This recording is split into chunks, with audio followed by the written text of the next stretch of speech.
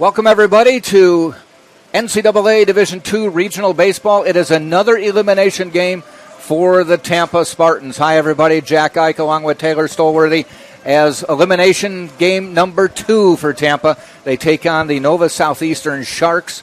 Nova Southeastern, it is not an elimination game from them. The Sharks have won the first 2 games of the weekend, whereas Tampa won the first game, lost to Nova Southeastern last night, and then came back and beat Valdosta State this afternoon to move into this game. So it'll be elimination games from here on in for the University of Tampa Spartans. Nova Southeastern comes in 36-15. Tampa 42-11. Nova Southeastern beat Tampa last night 9-3. Tampa taking the field. And Taylor, we already got one elimination game out of the way. Let's do another one. Hayden Erb will be on the mound for Tampa. Yep, the most recent games, we've seen some elimination stakes. In the loser's bracket, Valdosta State and Tampa played off for this chance to get to this game, and the Spartans offense came alive. A big home run by Dan Sullivan sealed the deal, sending the Spartans to get a rematch against the Sharks. Yesterday, the third game of the tournament, the Sharks defeated the Spartans 9-3 to send them to that elimination game. And now the Spartans have a chance to get revenge. For the first time since day one of the tournament, the Spartans will be the home team. They were the visiting side against Valdosta State and the visitors in their previous matchup against Nova Southeastern. The batting order, or the battery, I should say, for Tampa will be Erb and Josh Rulai. The batting order for the Sharks, they will start with number 15, and that is Tyler Epstein, a sophomore from Pembroke Pines, Florida. Batting second is the first baseman, number 20, Adam Frank, a junior from Saddlebrook, New Jersey. Batting third, the second baseman, number 5, Duncan Pastore, a sophomore from Tampa, Florida, Wharton High School, same high school that prepped Drew Earhart of the Spartans. Batting fourth is the cleanup hitter, the left fielder, number 23, Aden Fernandez, I should say, a senior from Miramar, Florida. Batting fifth is the third baseman, number 24, Daniel Irisari, a junior from Miami, Florida. Batting sixth, the designated hitter, number 1, Michael Avendano, a junior from Miami Lakes, Florida. Batting seventh is number 44, the center fielder, that is Gabriel Rivera. He is a senior from Miami, Florida. Batting eighth is the catcher, number 6, Alex Hernandez, a senior from Pembroke Pines, Florida. And batting ninth is the center fielder, number 19, Bryce Hazard, a sophomore from Valrico, Florida. And to the plate comes Tyler Epstein to lead off this game for Nova Southeastern. Epstein, a .271 hitter on the year. Hayden Erb has had some, he wasn't feeling tip-top earlier this week, and that may be one of the reasons he was held out of the lineup, the starting pitching, until now. Didn't even put his uniform on for the first day of the tournament. Was able to put it on today and is on the mound. He comes in with a phenomenal 2.2 ERA, 10-1 on the year. This is his 16th start and 16th appearance on the year. 77 2/3 innings pitched, 64 runs, 27 hits, or 64 hits, I should say. There's one fouled back. 64 hits, 27 runs, 19 of them earned, walked 27, struck out 103. A great season for Erb with a really good ERA and strikeout total, almost Pedro Martinez numbers in a way, back when he was in his prime in the early 2000s and late 1990s. And he's going to get the call up here for arguably the most important game of the Spartans season. If they win, it would be the second most important. We already had one most important game earlier today. Now we're at another most important game of the season. Win or go home is the deal for the Spartans. But for the Sharks, if they lose, they get to regroup and go one more time tomorrow. Beating the Spartans earlier yesterday allowed them that one buffer. Epstein, center field. Cadena's ranging, and he makes the catch for the out. All day today, we've seen Cadenas ranging and making some good plays. We saw him make a diving catch in the 9th inning in the previous game, and he gets us started with the first out. He covers a lot of ground out there. Batting second is Aden Frank.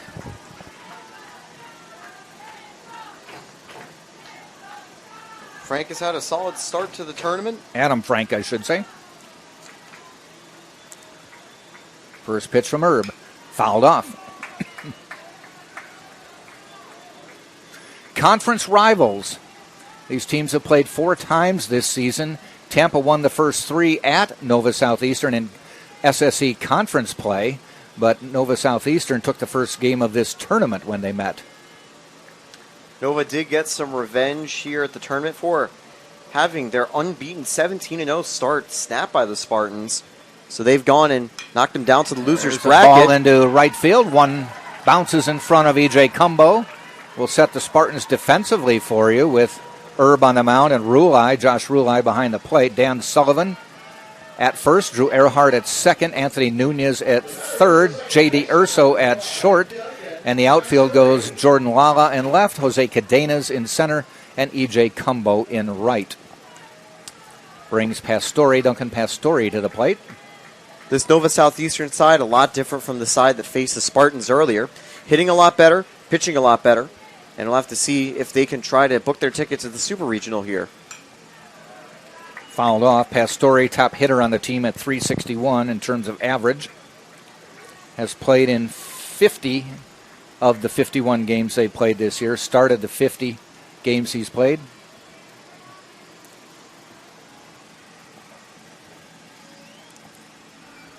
Frank on first.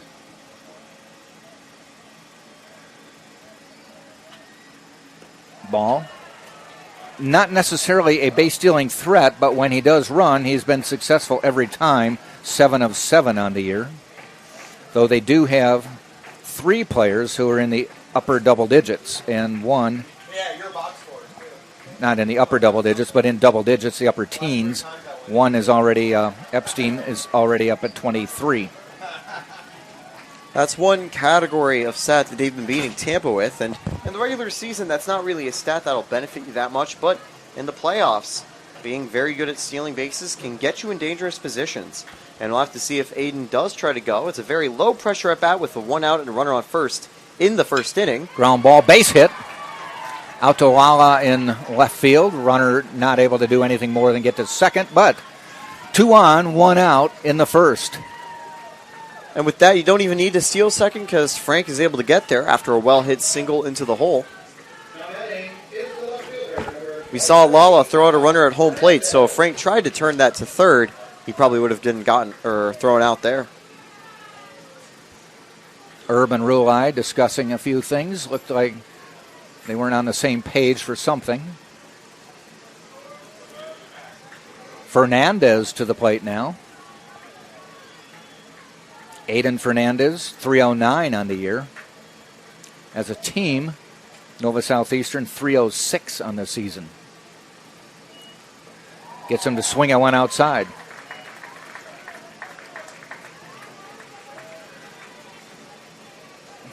Spartans 9-3 winners over Valdosta State. About an hour ago it completed. Home runs in that game from Dan Sullivan and Josh Rulai. Sullivan a big 3-run shot.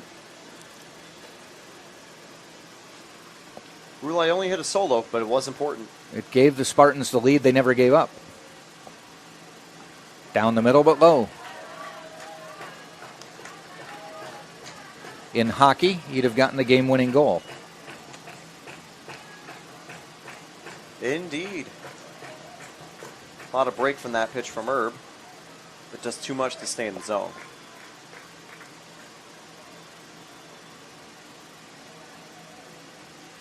One, looks good, called strike. 1 ball, 2 strikes.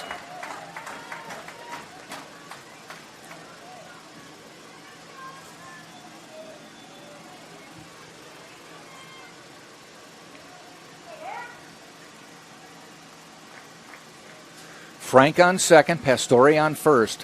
1 out, 2 on. Ground ball, Nunez for 1. The relay, double play, Spartans out of the inning. With the 5-4-3, Nunez, Earhart, Sullivan, inning over. We go to the bottom of the first. Nova Southeastern, nothing. Tampa coming to bat on TampaSpartans.tv.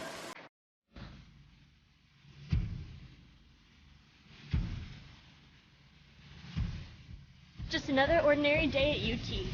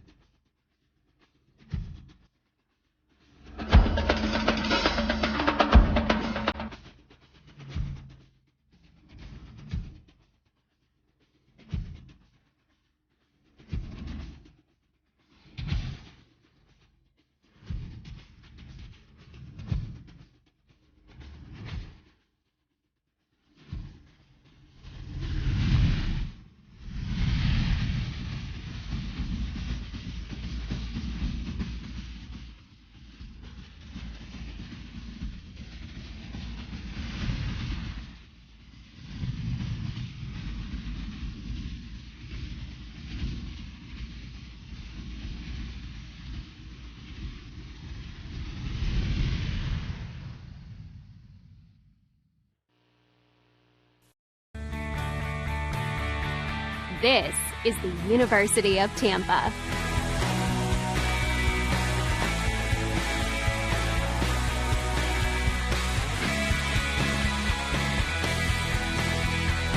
Explore your dreams. Discover your talents. Get ready to invent, innovate, and be a leader. This is the University of Tampa. Bottom of the first, Spartans will be coming up. Their batting order will start with J.D. Urso, number 11. He is a freshman from Tampa, Florida, went to Plant High School. Batting second is number 8, Jordan Lala, a junior from Tampa, Florida. Went to Steinbrenner High School, but also went to the University of Miami before transferring to Tampa this season. Batting third, number 2, Drew Earhart, a grad student from Tampa, Florida, went to Wharton High School. Batting fourth is number 26, and he has been hot this weekend, Dan Sullivan, the first baseman, a junior from Palatine, Illinois. Batting fifth is 0, the designated hitter, and that is Jamarcus Lyons, the sophomore from Tampa, Florida, went to King High School. Batting sixth is number 19, E.J. Cumbo.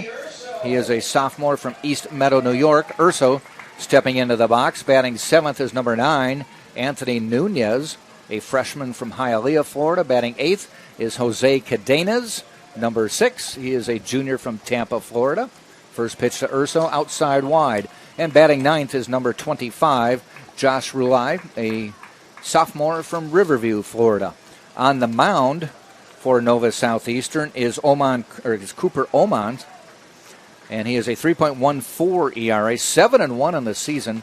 This is his 14th appearance, 9th start of the year.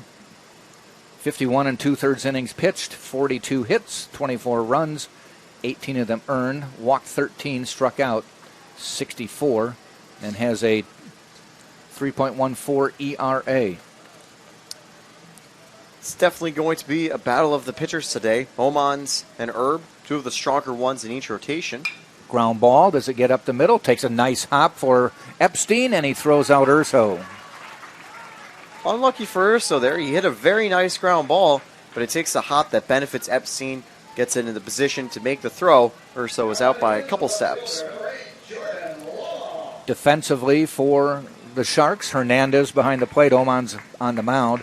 Frank at first, Pastore at second, Irisari at third, Epstein is at shortstop, Fernandez is in left, Hazard in center, and Rivera is in right. First pitch to Jordan Lala is a ball outside.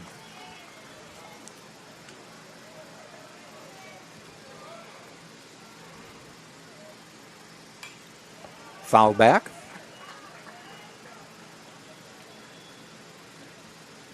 I will say something. The Spartans in the most recent games have been facing lefty starting pitchers. A lot of lefties, yeah. And that's a little bit of a detriment since they do have 3 lefties in their lineup. Popped up, playable.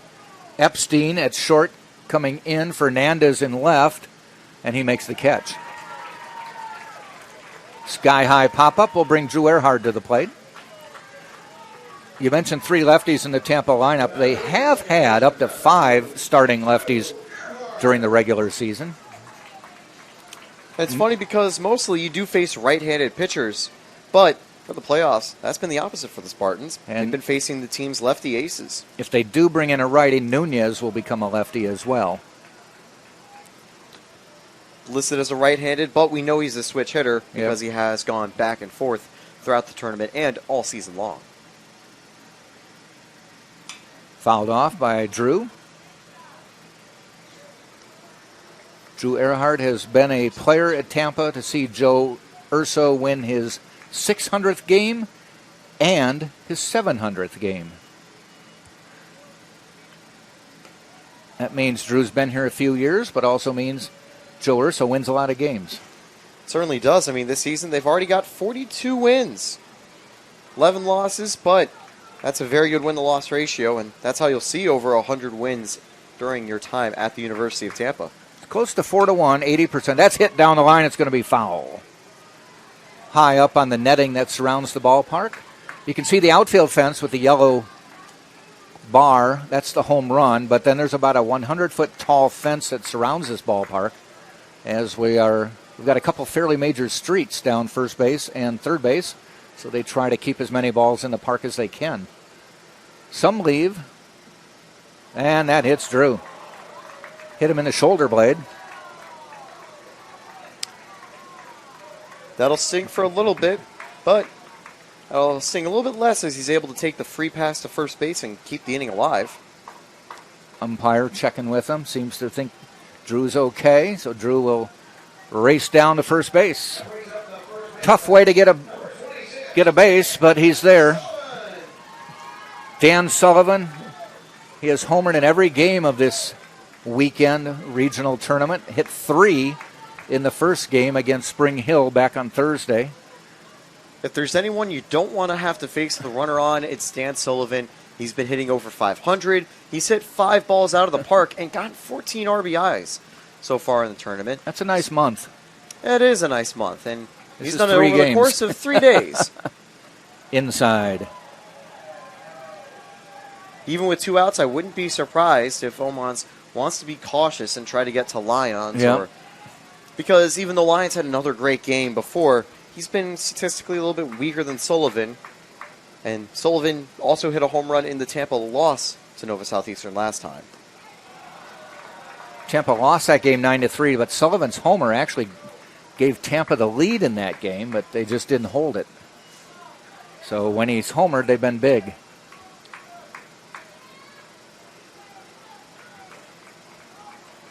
His brother, mom and dad down here. There's a base hit. He just is red hot. Earhart is going to dig for third. Here's the throw. He's in safely. Drew came around second looking, and they didn't pick it up cleanly in the outfield, and he put it on the Jets and goes sliding into third safely. Close, but safe. Earhart upshifted into 8th gear and made it all the way around. So now runners at the corners. Still 2 outs. A little bit less pressure in that category now for Omans. But any ball that's a hit, most likely, is going to get the Spartans an early lead. And a little mound discussion for the Sharks. Make sure everybody's on the same page. It was the catcher, Hernandez, and the shortstop, Epstein, as well. Jamarcus Lyons now coming to the plate. Epstein at short, sharing what they talked about with the second baseman, Pastore. They are deep for Lyons, and he hits it, fouls back deep in left field. Good thing we have the netting up there, or we might have had to catch that foul ball. That would have been mine. It would have been. I'd have snagged it. Nice little souvenir from the game. I think they come take him back from you at this level. Yep. That's a shame. You know, the ones you really can't take back are ones that land in the street. Yep. Ones that land on campus you could probably run and get. Inside. No, they check swing. No, they called it a strike. Lyons hopped out of the way, but these batters do get pretty close to the plate, and it caught the inside corner. 1 ball, 2 strikes with 2 out. Runners at the corners, no score. We're in the bottom of the first. There's one hit out to the pitcher. He bobbles it, recovers, throws, inning is over. So Omans had it hit his mitt, bounce away, but not too far. Spartans leave 2. We go to the second, no score, Tampa, Nova Southeastern on TampaSpartans.tv. College sports. There's light at the end of the tunnel. A return to normal, and all we love about sports. You've instilled resilience, focus, and selflessness in us. We've put those lessons to work. We've found strength and unity in each other. You continue to take us places we never imagined. You bring out the best in us. So when we look forward, we see the light at the end of the tunnel. We see a better world for all of us. And for college sports. Being a champion takes more than talent, more than the perfect pass, more than using your head. Being a champion takes the spirit to always push harder, the ability to overcome any hurdle, and the fire to be the best. Welcome to Division II, where the pursuit is yours to create. And the question isn't, can you do it? It's, will you?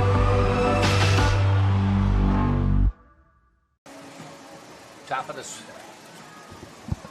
Top of the second we go. It will be Irisari, Avendano, and Rivera. 1, 2, 3 in the inning. 5, 6, 7 in the order. Irisari second on the team in batting at .345 this season. Irisari was a thorn in the Spartans' side last time. He had the first hit of the game for Nova Southeastern and had some pretty good at-bats and en route to the Sharks' victory in Game 1 of what could be at most a 3-game series here in the NCAA Regionals. Herb bounces that one in. Nunez playing in on the grass in case Irisari puts one down. Otherwise, the rest of the infield fairly deep.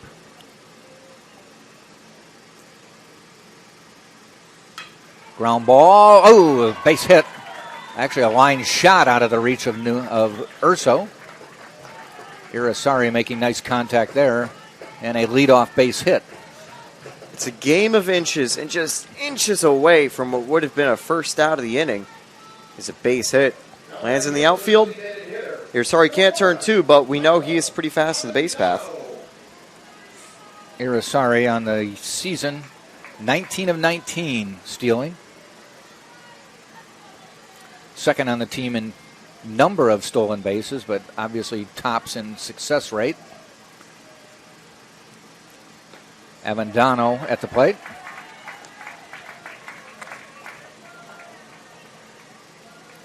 .329 on the year. Played about half the games, so has about half the at-bats. Most of the starters, upper hundreds on the at-bats. He's at 79.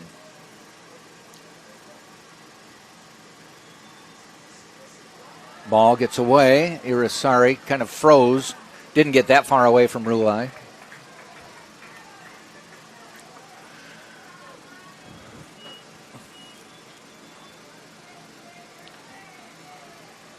The other regional going on today, we saw St. Leo beat Delta State in a completion of a game that started yesterday. Rollins, last we heard, was up 15-1 in the ninth.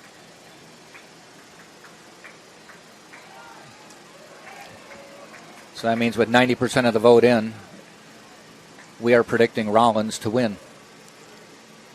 That will set up that's Rollins over Lee. That'll make Lee play St. Leo after that game completes, as they're trying to just get back on schedule.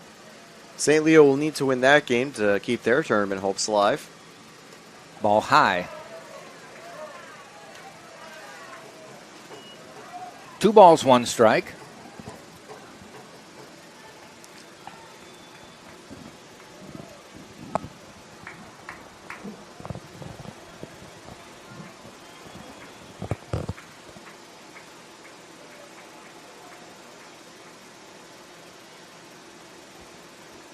And the pitch from Herb. We'll wait, and that one gets away from Sullivan. That's going to go down the line. Irisari may head for third. They're waving him to third. Here comes the throw. He's going to make it in. And a throwing error by Herb gets Irisari all the way from first to third.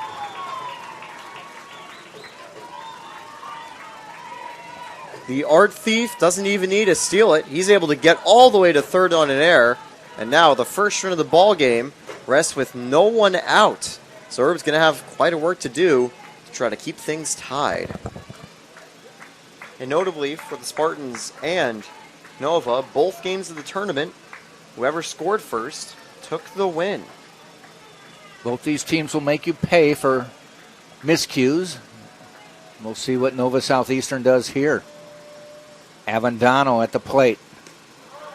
And a strike call. 2-2.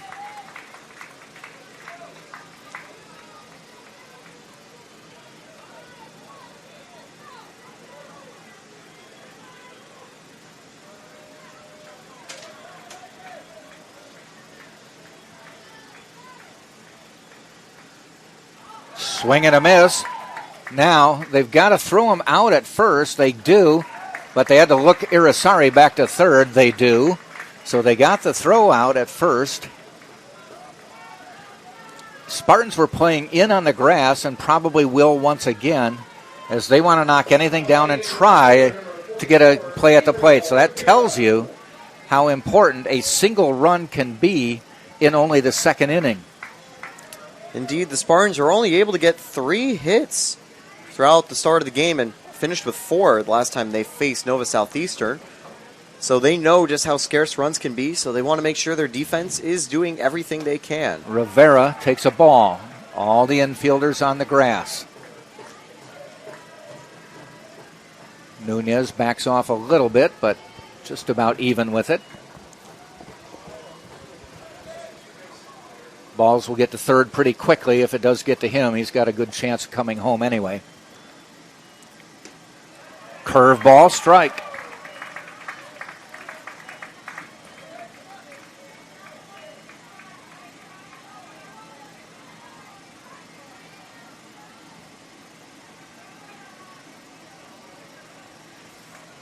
Erb in the stretch, 1-1 pitch. Look good, he gets the call, strike 2. The second strikeout would be huge for Erb and really put a little bit of pressure off the Spartans. They could probably get back to normal infield depth. Erb, 268 on the year. Or take that back, Rivera, 268 on the year. Now 1 ball, 2 strikes. Erb has compiled quite a lot of strikeouts this year. This would be a huge one. And he got it. Strike 3 call, 2 down. Spartans can now go back to normal depth in the infield. Huge strikeout by Erb. And once that runner got to third on the throwing error, Erb has been able to calm down and lock in. And now, with 2 outs, all they need is just any ball in play to result in an out. And that runner won't be able to get home. Alex Hernandez to the plate, the catcher.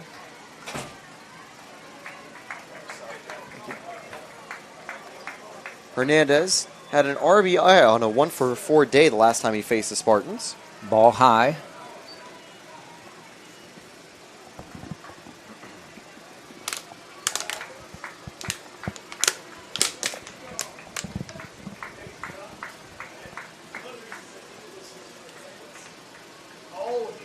One ball, no strikes to Hernandez. Swing and a miss. Erb dialing one up there.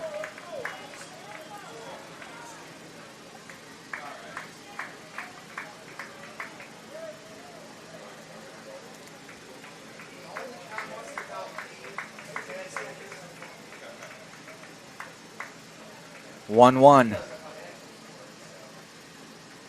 Fastball again, strike 2. 1 ball, 2 strikes. Hernandez a little bit early that time. Now he's going to be down. Chance for Erb to try to get out of the jam.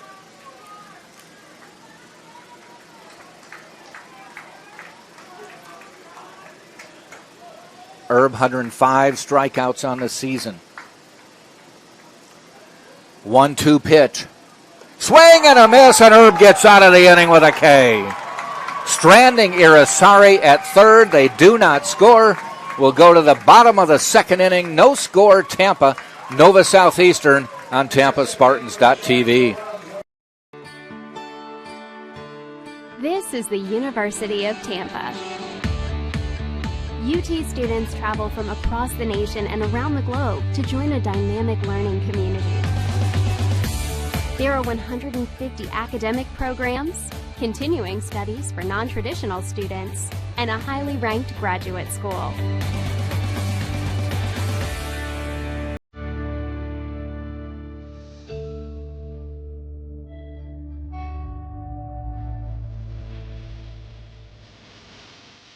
Academic opportunities are extensive and rigorous, but this mid-sized residential campus retains a welcoming feel.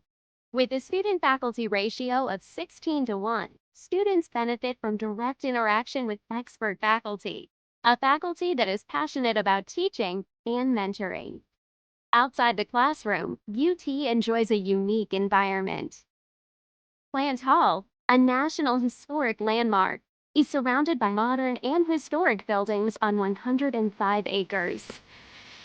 UT's beautiful downtown riverfront setting offers a gateway to the heart of a vibrant city.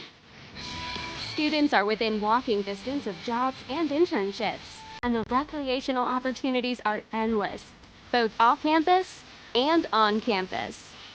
Students live in upscale residence halls and enjoy diverse activities, including performing arts, guest lectures, nearly 200 clubs and organizations, and a nationally ranked NCAA Division II athletics program.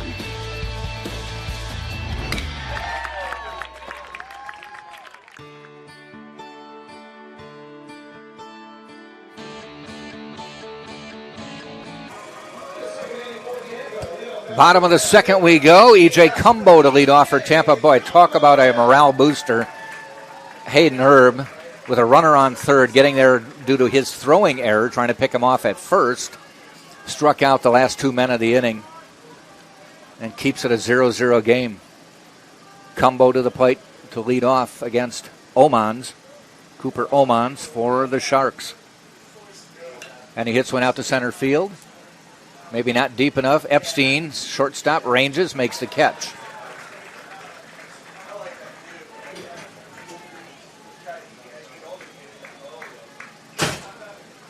That's a tricky ball because it goes in the middle of the no man's land section between second, short, and center field.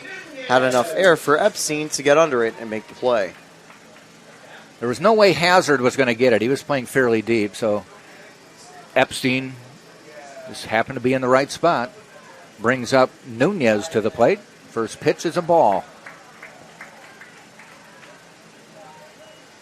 Umpires for this game, Ryan McCraney behind the plate, John Bennett at first, Paul Taylor at second, and Danny Glidewell is at third. 4 umpires for tournament games. Normally, regular season, you get 2. You get a home plate umpire and a base umpire. Now we get a home plate umpire and an ump at every base. Nunez sees a strike call, 2-1. Those extra umps help us see the game a little bit easier because, again, as a base umpire, you don't have to worry about everything on your side. You only need to worry about the action closest to you. Strike call. And that makes your life a lot easier and allows you to make the better calls when you need to. We haven't seen anything that close today, but there were a couple balls down third base that one of them kicked up dust, but they actually called it foul. Ball hit foul. They give chase. It's going to be out of play. Our cameras, as we mentioned earlier, do not move, don't have the space. So you will lose things in foul territory and down the lines. That's why we'll have to elegantly describe those balls when they occur, like that one. So we'll tell you what the ball's doing. You watch the base runner because he's going to tell you a lot about what the ball's doing as well. 2-2. Outside, 3-2. They say a picture can tell 1,000 words. The emotions of one base runner can tell you 2,000.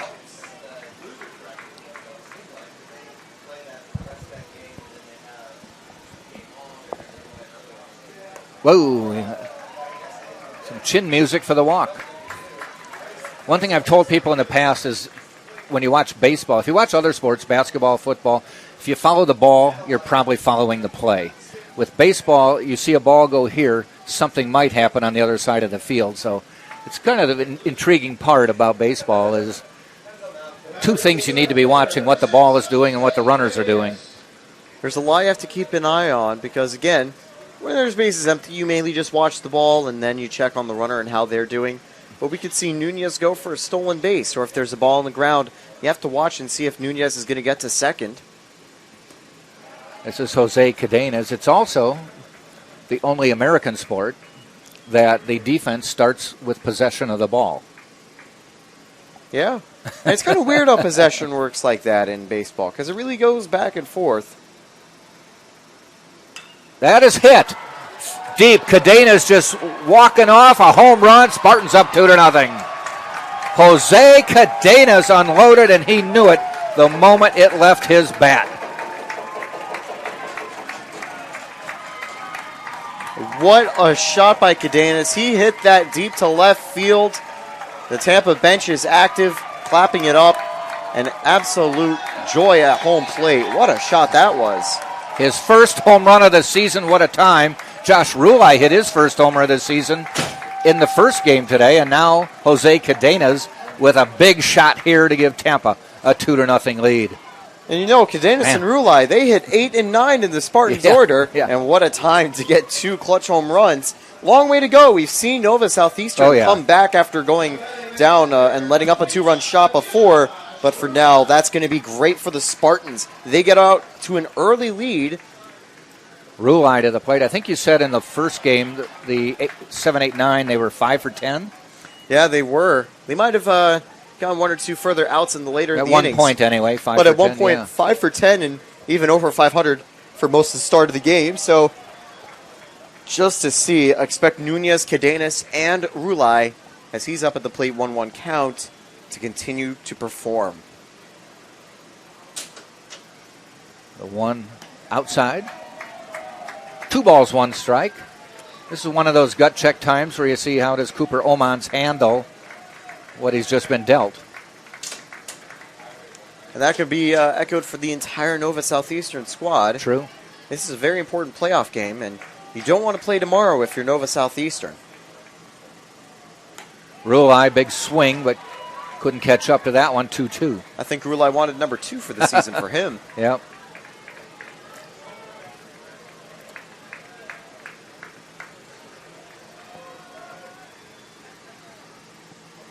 That one bloops out into right center. Does it fall in? It's in the gap. Rulai's going to head for second. All the way to the wall. Picked up by Rivera. He's going to head for third. They don't pick it up cleanly. Rulai is going to get a triple, and he slides in with a triple. It took him 2 games, but I think with the stuff he did in game 1, he might have had a cycle for the day with a double, single, home run earlier. I would count it if people ask me. I agree. I count it too. What a day for Rulai. He is ecstatic with that. You know, when he talks to his friends years from now, he said, I had a cycle on May 21st or whatever. Yep. It was 11 innings, but the game went long. That's what happened. The game totally went long. Don't press me for details. It looks like there will be a mound visit, I think, looking to calm down Omans after. Laz Gutierrez to the mound.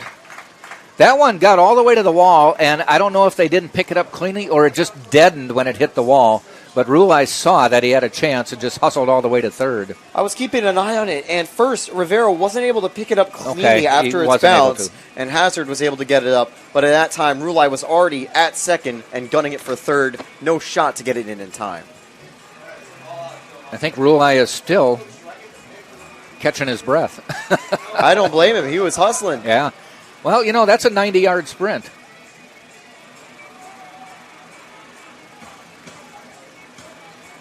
Rulai not always the most aggressive on the base path, so a triple for him is a little bit of a rarity, but when he has the chance, when in Rome, he's going to take it. If you ever see a player get an inside the park home run, they're doing a 120-yard sprint, but they're turning. They're making left-hand turns. Yep, and they've got to make sure they touch the base paths. That can give them a weird hop. And keep in mind, so that's basically an entire football field. Think about the triple is a 90-yard sprint. Yep. So almost racing down for a kickoff return. And now with Urso at the plate. Those plays can be as intensive kickoff returns sometimes, too. Yeah. Urso, chance to drive in a run with 1 out. Ball low. 2-1. Spartan faithful cheering at the moment. Now, the good news if you're Nova Southeastern, even though there's a slow start, this isn't the end-all, be-all game. You'll still have a chance to play tomorrow very early, so you have time to come back. Urso went after it. If you were in the Spartans in this situation, you'd probably want to bring someone in from the bullpen to make sure you're able to keep them quiet. You do have another game to play with, and maybe you do rest your bullpen and say, if we have to play on Saturday, then let's make sure that we're ready to go no matter what happens. I think you ride Herb as long as you can. Outside, it'll be a full count now to J.D. Urso with Rulai perched on third.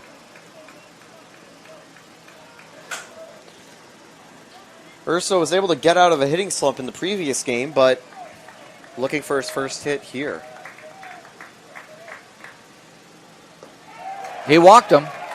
J.D. will put runners at the corners. First and third, 1 out. And Jordan Lala to the plate. Full counts are always the most entertaining count in baseball. Even when it's a ball. Even when it's a ball, it leads to a fun result. Something happened. Everyone's eyes are glued when you see the 3 and the 2. And we get that outcome. good for the Spartans, and I think a little bit disappointing for Omans and the Sharks. Lala, who flew out last time, wouldn't mind another fly out because it would give the Spartans a potential sack fly run. First pitch, he shows bunt. He's bunting to get on. Here's Rulai to the plate. They're going to let him score. Nobody's at first. Everybody is safe, and it's 3-0 Tampa. Well, I think we just saw the squeeze play, Jack. And yeah. I mean, it worked to perfection. Lala beat the throw to first. They weren't ready. And honestly, Omans, he hesitated and didn't throw it to home. I think he was saying, you know what, let me get the safe out. Oh, yeah, wait. But nobody was covering. Yeah. Rulai was running. It was not run on contact. He was running. That's not the first time we've seen Lala with a squeeze. Joe Urso pulling out all the tricks he can and now leads 3-0. Omans now with runners on first and second with one out. Inside to Drew Earhart.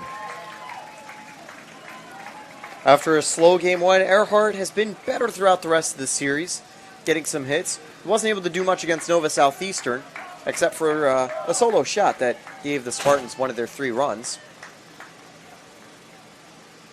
Inside, Drew got hit last time up, and now they're flirting with body parts on this at-bat. Earhart wouldn't mind getting another little bruise to just get his bases loaded with one out, although maybe he'd rather a 4-ball walk instead, so he doesn't be nice. Be nice. He doesn't need more ice packs If you want him to get on, just walk him. Just do it intentionally. Yeah. 2-0. There's a strike. Oman's on the outside corner, but at this point, he's also passed 40 pitches and only 1 1/3 gone.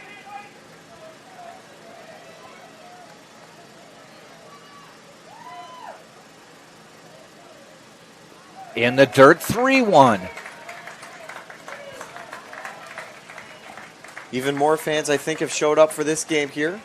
The word's out. They've been listening to us and said, we better get there. Yeah, the Spartans didn't lose. We should show up and support. There are also plenty of Nova fans here supporting, too. They brought a pretty strong contingent yesterday, and that contingent has returned. 3-1. Way outside, bases are loaded for Dan Sullivan.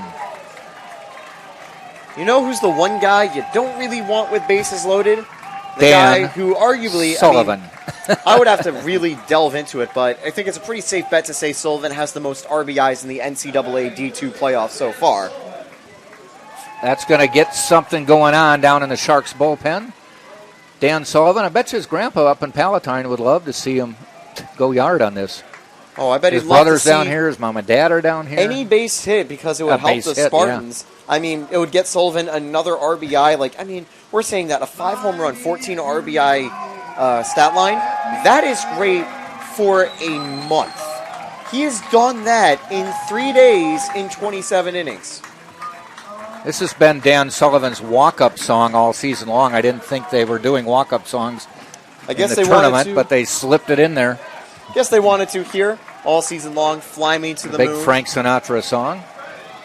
Got the people on their feet. Sullivan is ready. Oman's ready. Base is full. The pitch. Swing and a big miss. Sullivan wanted to take that 1 yard, but Oman's with that pitch saying, no, Sullivan, you're not going to get that easy. They are playing him deep. Hearing the walk-up music and all the pressure, bases loaded, certainly not helping Oman's. Of course. The pitch. That one gets away. Here goes Lala coming, or Urso to the plate. He slides, he scores. Spartans up 4-0. Bounced away from Hernandez in the dirt. That'll go down as a wild pitch. And it got far enough away. It bounced, angled off toward the Sharks' dugout and just kept going. Had it gone straight back to the backstop, they might have had a chance. We saw that earlier today. So they got lucky with the bounce of that wild pitch. So even though there will be a tiny violin playing for no potential grand slam, Spartans will be happy to now lead 4-0. They have moved the infield in as the force out was taken away with the bases loaded, so they were playing at normal depth. Now, no force, everybody on the grass.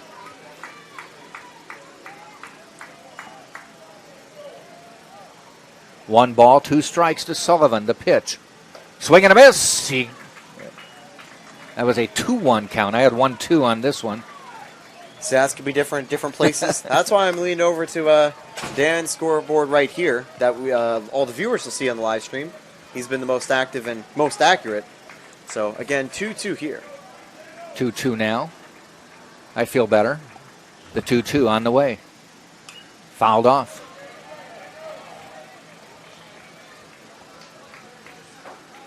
They moved all the game times up to 11 o'clock today. There was supposed to be a noon start. They moved it to 11 because of rain potentially in the area. Big glob of rain out in the Gulf of Mexico that has stayed out in the Gulf, so we've been lucky all day today. They're now saying maybe 8 o'clock. We should be long done by then. 2-2 again. Hit him! Oman's hitting his second batter, plunking Dan Sullivan in the back, and it will be a bases-loaded situation for Jamarcus Lyons. Lyons throughout the tournament has also hit a couple dingers, and he has done a great job of converting in some tough situations. He grounded out in the first inning, but he's looking for a little redemption here. And whenever you walk Dan Sullivan, you're really putting yourself out of a frying pan and into a fire. Yeah. Spring Hill learned that the hard way the second inning. They saw 2 back-to-back jacks, and that will be it for Omans. Yep. That's the second mound visit of the inning. Gutierrez going to make the pitching change. So coming to the mound now for Nova Southeastern is number 4, and Ryan Bradarich. Yep, Bradarich.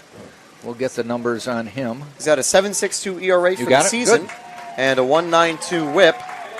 He's going to be asked to just go as long as he can at this point and just do your best to stop the bleeding and keep Nova close enough where a big inning like they had in their previous fixture against the Spartans. We will let Bradarich warm up, and we'll take a break and come back for his batter, Jamarcus Lyons, on TampaSpartans.tv.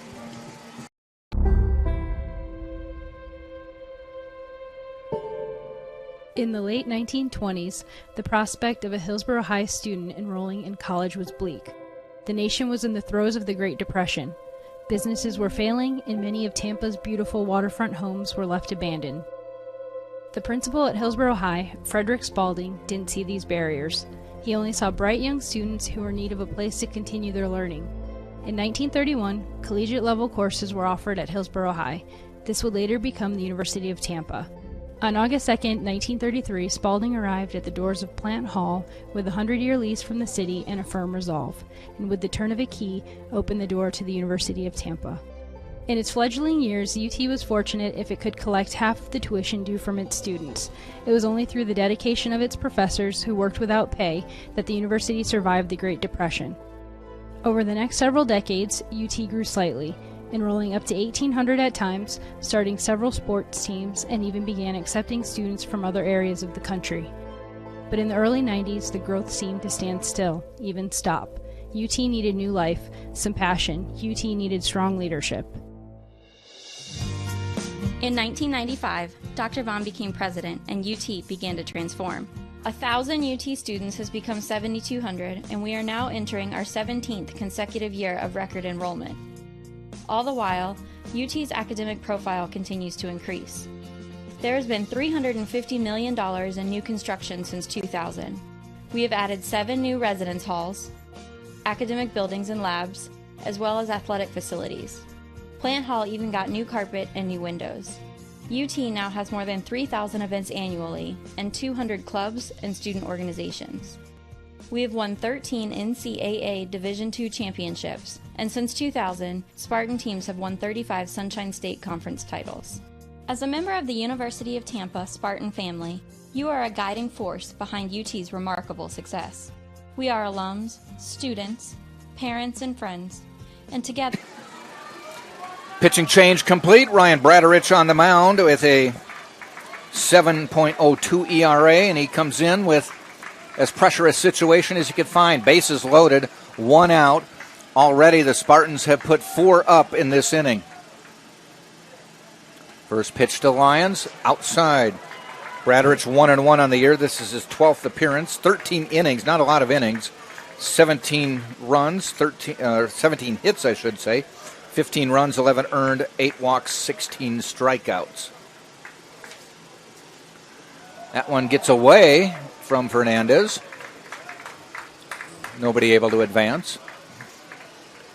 Bradarich did pitch once in the tournament. He came on against Valdosta State, but that was a lot less pressure. They were already leading by quite a few runs, and he was able to finish the final 2/3 of the 9th inning. 2-0 count. Lions waits. Down the middle, ground ball, foul. Fielded by Jordan Lala. There, folks, is why you always stay foul when you're on third base and the pitch. Lala touches that in fair territory, he's out. They always say you go down foul, come back fair. Also, the home plate is behind the fair line, so it gives a little bit less distance to travel. Ball 3. Nowhere to put him on a 3-1 count. Again, I'm trying to be in Joe Urso's mind. I think 3-1. You take.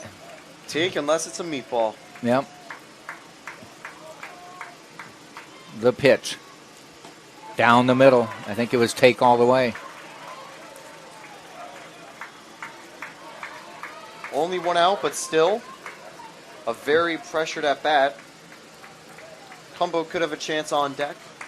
Bradarich is ready. Lyons is ready. The pitch, 3-2. Popped up. Do they have a play? Hernandez comes back, and it's out of play. We'll do it again. You said a short time ago you love the 3-2 pitch. The kind of the tension, the excitement that it brings. Even more so when the bases are loaded. Of course. Just add that this is a playoff game and add to it an elimination baseball game. Of course. Not for Nova. Not for they Nova. are feeling maybe 50% less pressure than the Spartans. Which are feeling a lot. The Spartans, yeah, still definitely Here's a lot. Here's the 3-2. Ball 4. Walked them. Spartans take a 5-0 lead. So Bradarich comes in, and instead of dousing the fire, pours a little gas on the fire. Great job there by Lions, and he saw Dan Sullivan get on base, and he did the same. The copycat trend continues. Back-to-back. Well, Sullivan was hit by a pitch. Back-to-back runners without having to swing the bat. Cumbo, bases loaded, ball 1. You will mention hit by pitch is different from a walk, but to quote Billy Bean from Moneyball, doesn't matter if it's a hit by pitch or a walk. He got on base. You're on base. And he got a run home. Yep. 5-0 Spartans lead. Yep. Strike.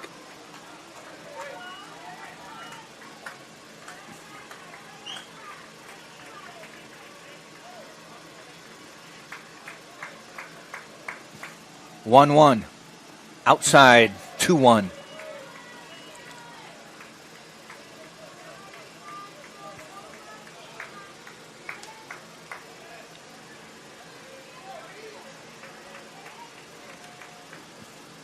Fly ball. That should be enough to get a runner in. Waiting at third is Earhart. The catch. Drew sprints home and cruises home, and the Spartans now lead 6-0. Nice sacrifice fly by E.J. Cumbo. Cumbo still not able to get a hit, but he gets an RBI. He gets the job done. A very productive out, and the Spartans continue to score this inning. That's number 6. Brings up Anthony Nunez to the plate. Bradarich, by the way, is kind of a local product from Wesley Chapel, Florida. Went to Brooks DeBartolo High School in the Tampa area. Wesley Chapel just north of Tampa by about 20 miles. Nunez to the plate. Fly ball with 2 outs, though. That's carrying fairly deep. It's going to stay in the park, though, and that'll end the inning on the catch by Hazard. Spartans, though, post a 5 spot. Make it a 6 spot in the inning, and we'll go to the top of the third inning with Tampa up 6-0 over Nova Southeastern on TampaSpartans.tv. I pledge. I am an NCAA student athlete. And I pledge to be a champion of unity on my team, on my campus, and in my community. I pledge to embrace differences and strive for inclusion and collaboration. I pledge to stand against racism, hate, and discrimination. I pledge to strive for love, care, and forgiveness.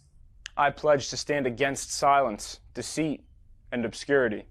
I pledge to strive for dialogue, truth, and understanding.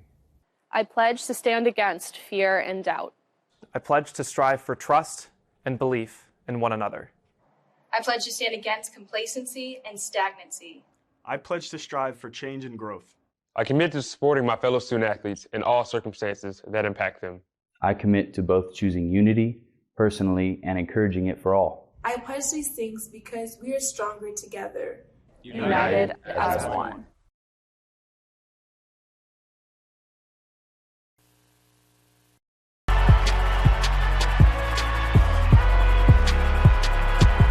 Number 32, Kyle Hornsby.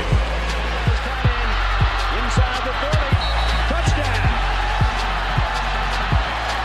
Michaela burns it.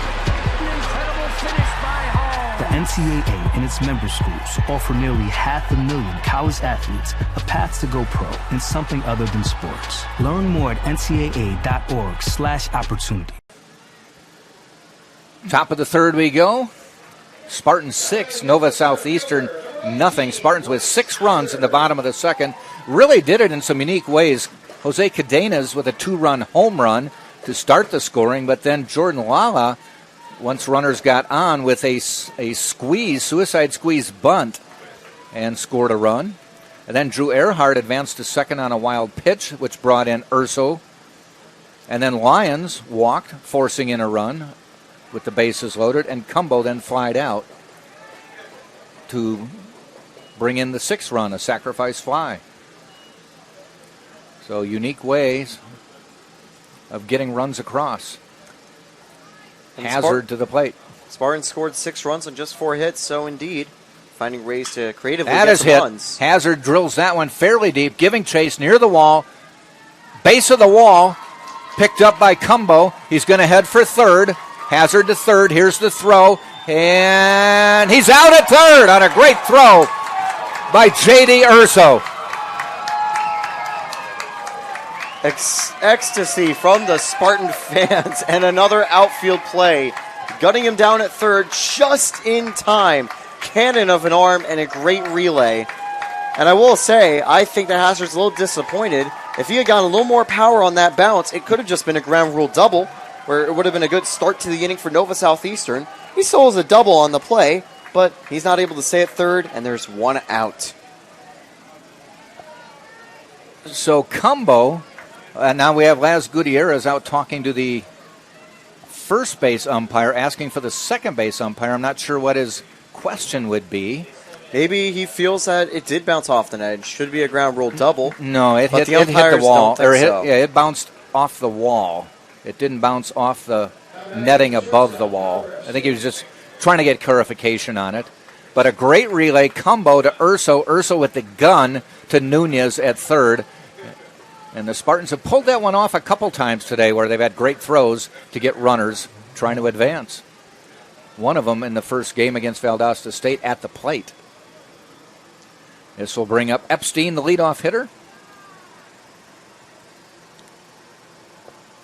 So early in this game, the Spartans are making the plays at the bat and in the field.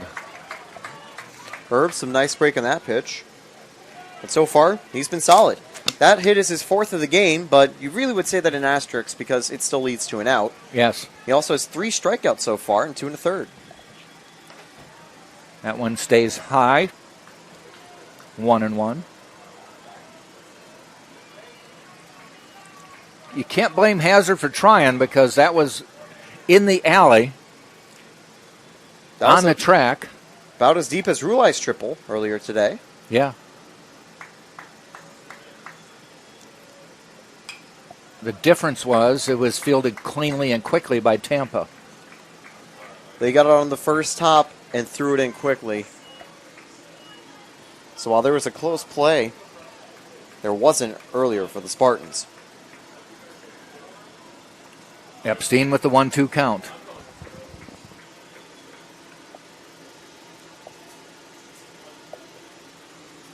Swing and a miss. Dropped. They'll throw him out. And make that 4 strikeouts for Herb and 2 2/3.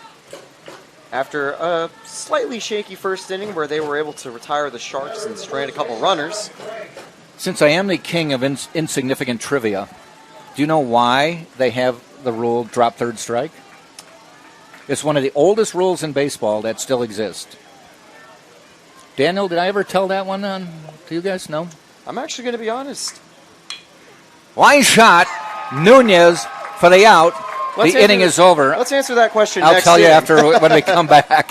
6-0. We go to the bottom of the third. Tampa, Spartans.tv.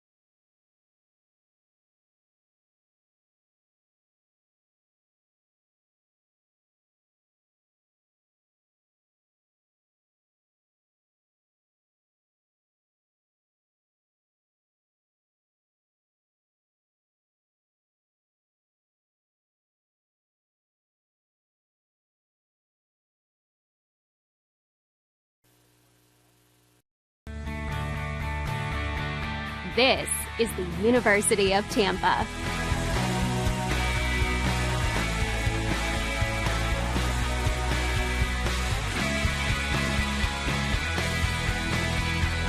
Explore your dreams. Discover your talents. Get ready to invent, innovate, and be a leader. This is the University of Tampa. Loosen up a little. Bottom of the third we go. Tampa 6. Nova Southeastern nothing. Jose Cadenas, who homered his first home run of the year last inning. That home run came at a huge time for the Spartans. First and two of the helped them game. generate those runs and start a very, very active inning. He got them the first two. It didn't end until they had 6. And almost went around. I think they actually might have went around completely through the batting order. Well, if he's the first batter up, he was I think they went around because he hit a 2-run homer. Because indeed it was a 2-run homer. So somebody was on, and he's leading off, so they went around. There was center field. Drifting back is Hazard. This one will stay in the park. Now, to complete my thought there on why they have the drop third strike rule, you know how these days they want everybody to get a medal to participate in stuff? It's kind of based on that theory, is when they started baseball, there weren't a lot of hits going on. Right. So they wanted a player, if he swung and missed at a pitch and it was dropped, pretend like that's a hit and run to first. Even if it goes behind you, at least we've got some action going on and you feel better. Yeah. So they forced them to throw him out. And they've never taken it off the books. It still adds a little bit of excitement to the game and forces you to make sure you're throwing pitches that are easily catchable. It was just so the batter didn't feel bad about striking out. That more than likely a bad pitch, because if it was dropped. Exactly. Rulai to the plate. Tripled his last time up. Put one in the right center field gap.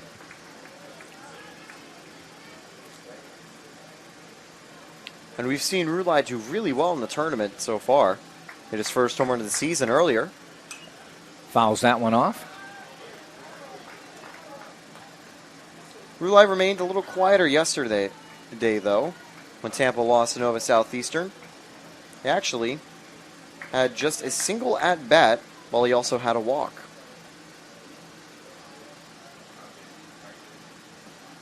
In the dirt, yeah, Drew Earhart came in and replaced him eventually in that game. Couple moves that Joe Urso made.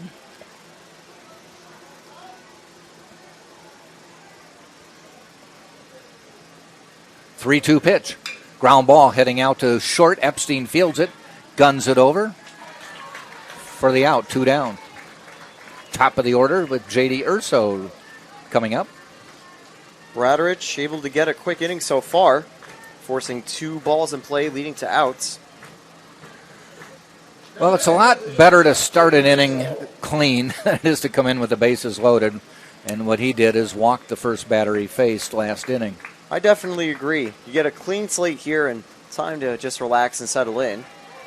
Really good break on that pitch as it curls backdoor inside the zone for strike 1 to Urso. Urso went all the way around after a walk in the second. Though all runs were charged to Omans. And the pitch.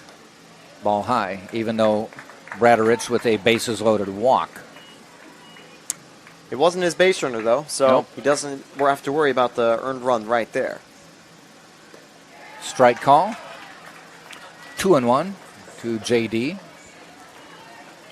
2-2 count now. 2-2. I was too quick.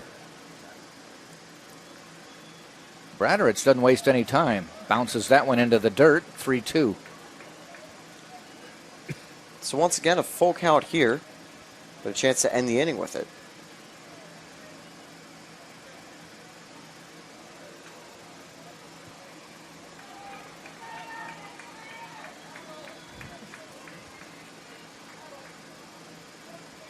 Full count. Here's the pitch. Ground ball foul by about 2 feet.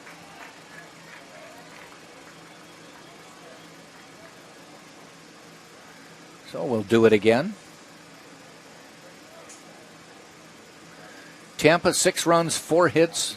They do have an error. It was a throwing error that did not cost them anything, even though it sent a runner from first to third.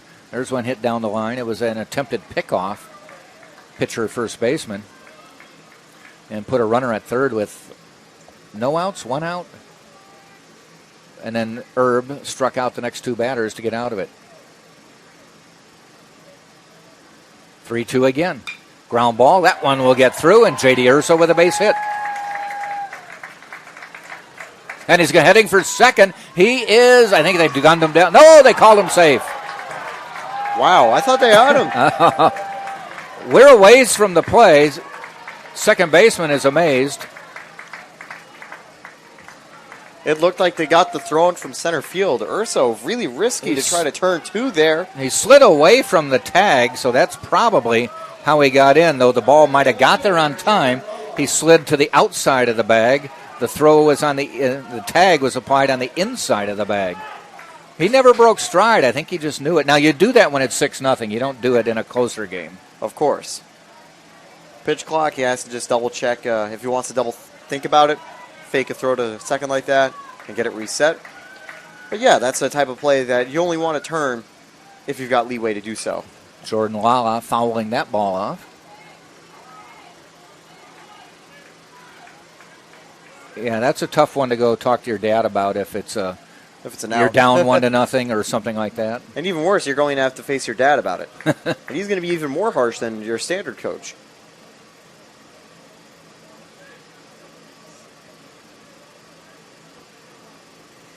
Oh, 1 to Lala. Fouled it off again. It's 1 for 2 today.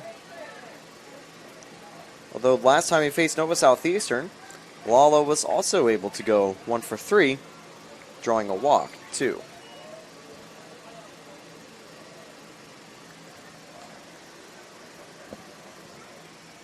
But yeah, Lala's previous at-bat was the squeeze that brought home run. A little bit too far to run a squeeze RBI here, unless there's an error.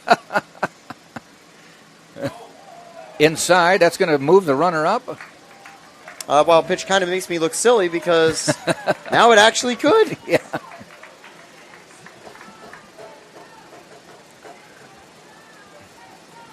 I would bet somewhere in baseball, though, somebody's bunted and a runner scored from second.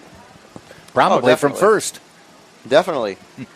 It would be very, very hard to see if that had happened without an error, though. Oh, no. That would have to be some errors in there. Yeah. I bet someone could have bunted from home plate to get a home run. Matter of fact, I think I saw a highlight a couple years ago of a drop third strike that ended up being the game-winning run. That's crazy. They threw it to first, into the outfield, threw it to third, past the third baseman, and the run scored. When the ball is in play, the rules are you just got to make sure your throws are accurate. Yeah. That's all. 0-2 to Lala. 1-2 to Lala. 1-3 to Lala. He goes down swinging. Inning is over. Spartans don't score. We go to the fourth inning, and it is 6-0 Tampa, leading Nova Southeastern on TampaSpartans.tv. Champions know how to seize opportunities. When they see moments of greatness unfold right before their eyes, they push as hard as they possibly can. And then they push harder. Because the heart of a champion never settles, never quits, and never stops giving its all. We are champions. We are Division II. We go big, we give it everything we've got, and we win. On the field, on our campuses, in our communities, for our causes, in our careers. We rise to become champions in everything we do. We are Division II, and there are no limits here. We make our time count. We set our own path. We become champions on our terms. It's time to up your game, because we're here to play and learn.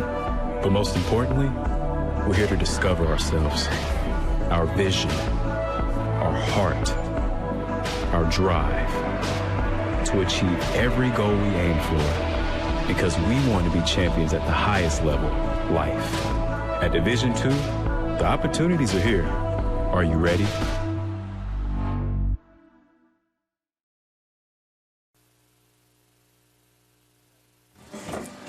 All right, we head to the fourth inning. Tampa on top 6-0 over Nova Southeastern. This is an elimination game for Tampa in this NCAA Division II regional, South Regional. Tampa has lost one. It's a double elimination regional, and Tampa lost to the same Nova Southeastern team yesterday. Battled back to beat Valdosta State this morning, and they're meeting Nova Southeastern again today. If Tampa pulls out the win, they'll play Nova Southeastern again tomorrow for the title. That would give them another 3-game series against the Sharks. Yeah. And it would be interesting to see if the Sharks could get revenge and close that out. They still have time to close it out here, but they would need some offensive displays. And they haven't had the firework that they had yesterday yet. And what's even trickier, they have to do it against one of the best in the nation. So far, Herb, 4 strikeouts and only 4 hits surrendered through 3 innings. And only 36 pitches entering the at-bat. That one outside was 38. Yep, Pastore at the plate, the second baseman. Base hit his first time up.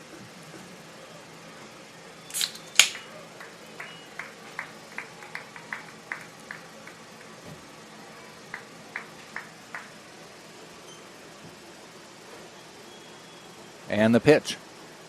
Fouled off.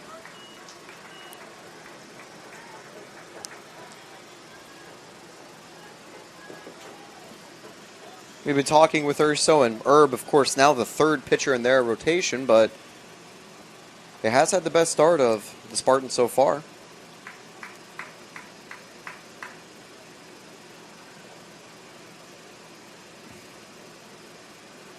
One-two pitch. Looked good. Struck him out. I don't know if Pastore was shaking his head like that wasn't a strike, or I can't believe I watched it. Could have been a little bit of both, but potentially more, dang, I can't believe I watched it. As that, I think, painted that outside corner beautifully. A lot like Vincent Van Gogh. Years ago, I was playing in a city league and knew the umpires fairly well and fouled one off like that. And I'm like, was that going to be a strike? And he goes, you didn't want me to make the call. I don't know, he said, you didn't want to leave it up to me. Yeah. So that was kind of the Kinda reality told ya. on that pitch. Yep.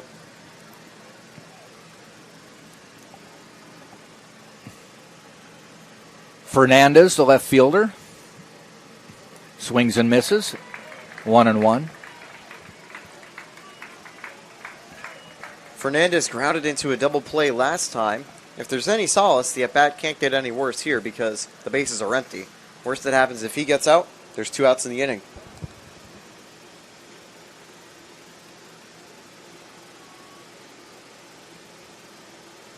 Outside. And keep in mind, folks, this game is far from over. It's 6-0, but we've only played a third of this game. Exactly, and players like Fernandez can jumpstart the offense. Fernandez hit a home run in the last time the Sharks faced the Spartans.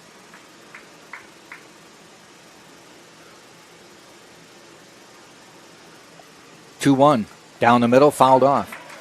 It's seashells and balloons right now, but we've got a lot of baseball to go.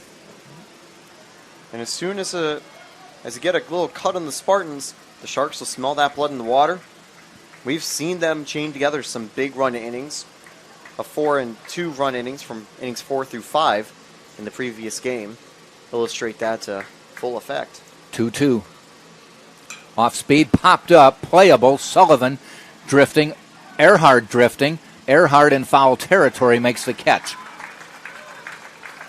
Good communication to avoid a teammate tangle that sometimes happens on balls like that. So the two work together, and Earhart will get the out. It's actually an easier play for second base to make. First base sees it go straight up and straight down in front of them, and it's sometimes tough to judge. You come in from the angle just a little bit easier if you've got the room to get there, and he definitely was high up enough, and he had the time to get there. This will bring Irisari to the plate.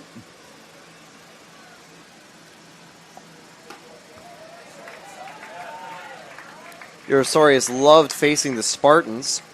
We already mentioned yesterday a home run and went 3 for 5 in total. He also has one of the 4 hits for Nova Southeastern. A little bit late on his swing there, and he's in the hole 0-2 with 2 out. Herb already 5 strikeouts. Number 6 would end the inning and retire Nova in order.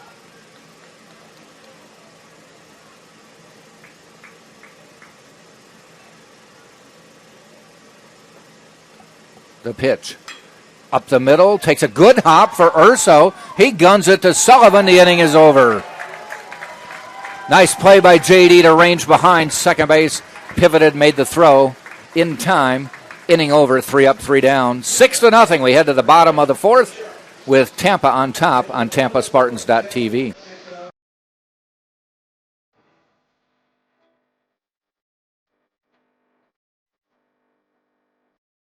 Welcome to the University of Tampa. My name is Tucker Whitman, and I'm a junior marketing major here at UT. Today we're going to look at some of the highlights of our beautiful Riverside campus here in downtown Tampa. We'll start at Plan Hall. This historic building was opened in 1891 as the Tampa Bay Hotel, and now serves as the main academic building here at UT, with 4 floors of classrooms, as well as faculty and administrative offices. Next up, the Vaughn Center, the hub of campus life and activities. This multi-purpose building includes the campus bookstore, our primary cafeteria plus an additional food court, a theater, as well as offices and meeting rooms for student organizations. The Vaughn Center is also one of UT's residence halls, providing 5 floors of student rooms. Morsani Hall is another residence hall here at UT. In addition to housing approximately 450 students, this building offers another selection of eateries as well as a small grocery store.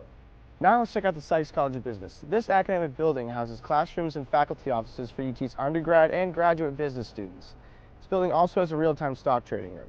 Right next door is the Sykes Chapel for Faith and Baptists. This gorgeous interfaith chapel features a large main hall complete with a massive pipe organ, as well as meditation rooms and meeting rooms. Student healthcare is a major priority for us here at UT. The Dickey Health and Wellness Center is accessible to all students and provides high-quality services including basic medical care, counseling, and wellness programs.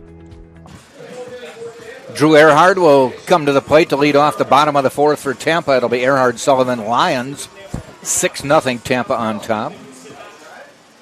Hayden Herb, masterful so far in this game.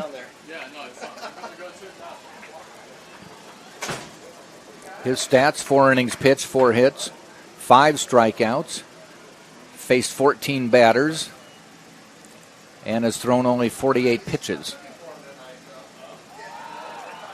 And Drew Earhart is hit again. Second time today, second time this game, Drew Earhart has been plunked. So on the stat line, Earhart hasn't had a single at bat. He's been plugged But he's twice, on base. but he's gotten on base every single time. Yeah. And that's going to bring up Dan Sullivan with no outs. Omans hit him the first time. This time it's Bradarich. Now a chance for Bradarich to hit him. No, Bradarich will not want to hit another batter in a row. It would be a really rough start to the inning. And Dan Sullivan got hit by a pitch his last time up. He singled in HBP. Shot, gets through. Will Earhart try for third? He's turning the corner. Here comes the throw from Hazard. He's going to concede it, and Earhart to third, runners on the corners. Now, the slow throw from Hazard actually did a job to keep Sullivan at first. Yes. Because if that goes to third and that's roughly fielded there by Irisari, Sullivan could just waltz over to second, and then you're looking at a second and third situation, which you really don't want with no one out. Yes. But runners at the corners, you don't have to worry about that second runner quite as much. So that'll help Bradarich a little bit. And as he's just tasked with trying to get through the innings here, that helps alleviate a little pressure. Jamarcus Lyons, pitch outside. Hernandez kind of dives outside the plate to catch it. First and third now, no outs. Tampa already up 6-0 here in the fourth.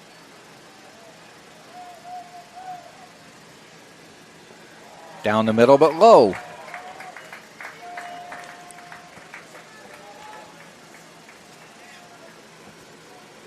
Tampa this weekend, a 35-4 win on Thursday. Lost to Nova Southeastern yesterday, 9-3.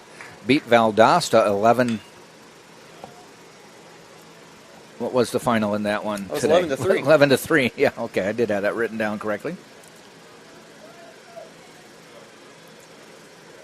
And now they put up 6 runs today in this second game.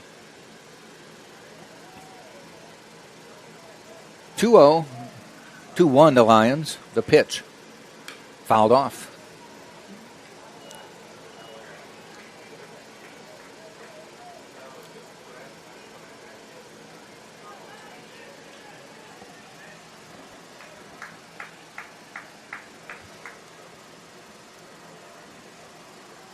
Bradarich in the stretch. And Lions fouls that one, scattering some of the players at the far end of the dugout. The umpire just gets a new fresh livery of baseballs to be used. That's courtesy of Dalton Ross. We saw Ross pitch a little bit earlier. He pitched Thursday, didn't he? He did.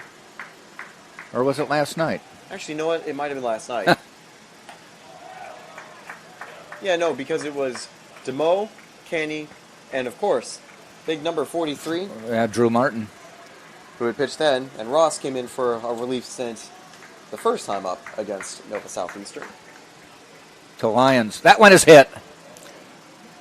Not that deep, though. I got a little excited, folks. Earhart tags. Here he's coming to the plate. They're going to let him score, and it's 7-0 Tampa.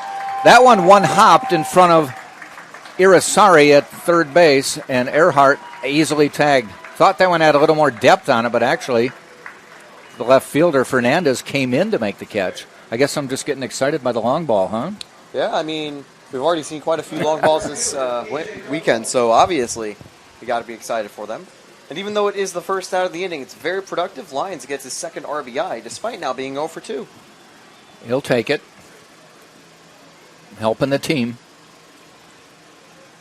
Cumbo did that his last time up, flew out to Fernandez, just like Lyons just did, and drove in a run.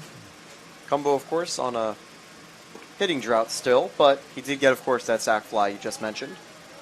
So he's still helping the team, even if his at-bats count still somewhat below his average. 1-0, make it 2-0.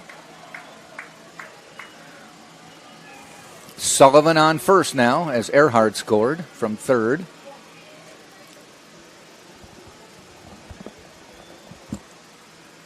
That one is golfed out into right field, but going to have some room, and making the catch is Rivera. Gave it a little bit of a ride, stayed in the park, and will bring Nunez to the plate. 2 down now, but the Spartans have pushed one across to go up by a touchdown and an extra point. This time around, 2 and 5 for those bottom 3 bats so far.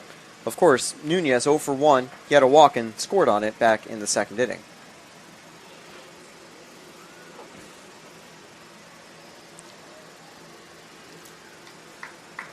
There goes Sullivan. Throw down. One hop. He's in. Bounces away from the second baseman anyway. So kind of a surprise move by Dan Sullivan. I think he may have stole that one off Bradarich, who just wasn't really paying attention to him. I don't blame Bradarich for not paying attention. Sullivan's not the most active base stealer for the Spartans. But with 2 outs, he decides to go. That's the type of play you sometimes do if you're leading 7-0. You get the flexibility to take a few of those risks. And if anyone were to say, why are you stealing in a 7-0 game, it's the 4th inning. There's a lot of baseball to go. Joe Urso now, unfortunately, Sullivan appears to have hurt himself in some way. Looks like he might have pulled something. Which you hope is... Really nothing serious, yeah. Well, they have him steal and then he gets hurt. Like maybe strained his calf or something.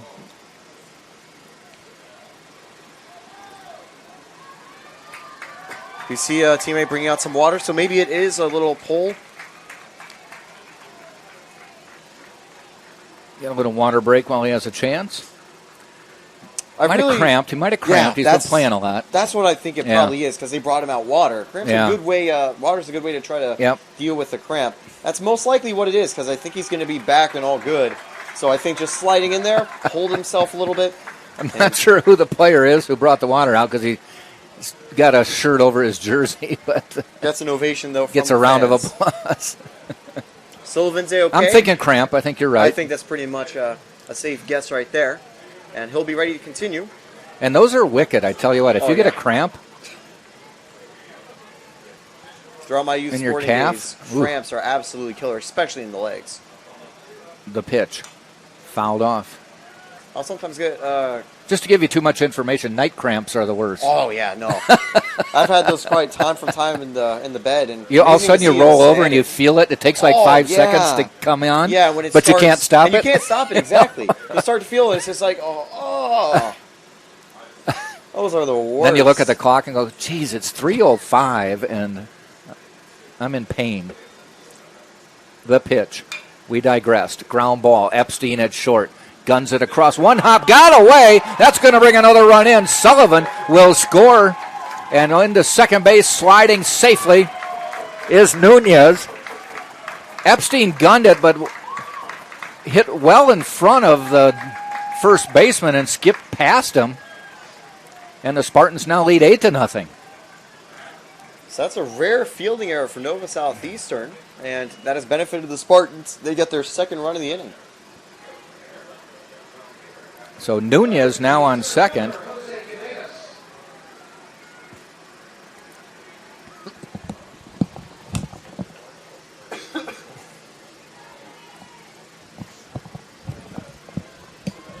Cadenas had a 2 RBI home run.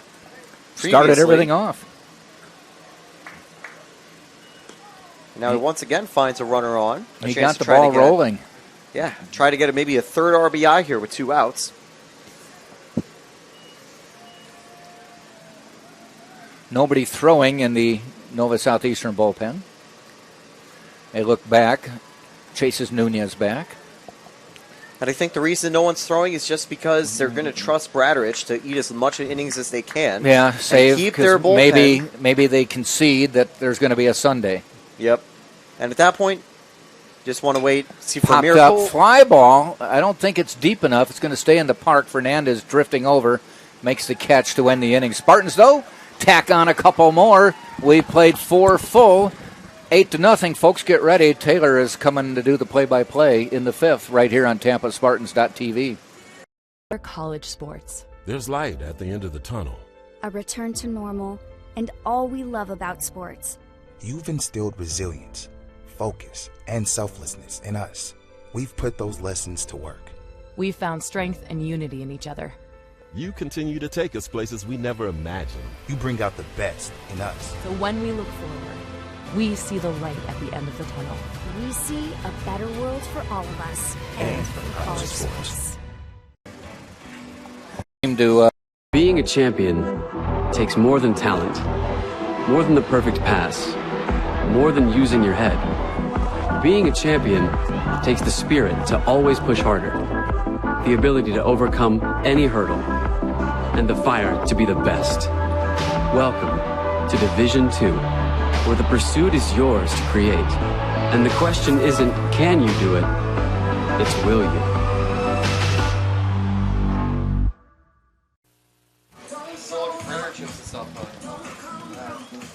Top of the fifth inning, we had Tampa on top of this one, 8-0. Hayden Erb, masterful after 4. Taylor, see if you can keep the good vibes going for Tampa. Yeah, and so far Erb only on 48 pitches. He should theoretically have quite a bit left in the tank. I definitely don't think he'll have enough gas to maybe complete a Maddox or whatever, but still, he's done a good job of keeping pitch counts low, only 12 pitches per inning average, and if we can keep that up here, that would be very useful for the Spartans. Try to bring their hot bats back up. So we're now ready to go, top of the fifth. Avedano now up. He struck out last time. That one's going to be low for ball 1. Still cloudy in Tampa, but the good news is that the rain has stayed away. Outside it's going to be 88 degrees. They say it's 20% chance of rain, but luckily we haven't seen any yet. It's gone away. It happens to be hot.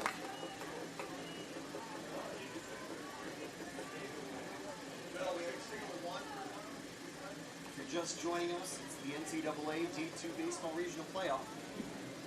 And 4 teams entered. 2 teams remain. Nova Southeastern and Tampa playing for a ticket to the Super Regional. Nova Southeastern unlikely to host at this stage. If they do win, they only need 1 win to do so. Tampa needs to close out this game and win tomorrow's necessary game to advance as well. 1-1. That's going to be grounded and picked up by Erb. He's just going to toss it over to Sullivan. He's okay after getting a cramp and stealing second in the previous inning. That's the first out of the inning. Rivera now up. He's 0-1 today. Last time he faced the Spartans, he also went 0-3. So he's looking to get his first hit of the tournament against the host team. Erb ready to go. In the stretch. That one's going to be sent high. Should stay in the park. Dane is tracking it. And that's out number 2.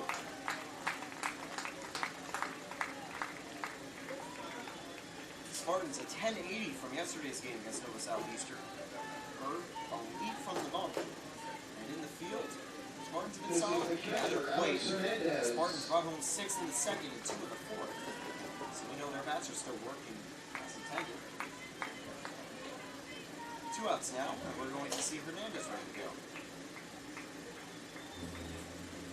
First pitch, strike. That was a clear right down the pipe.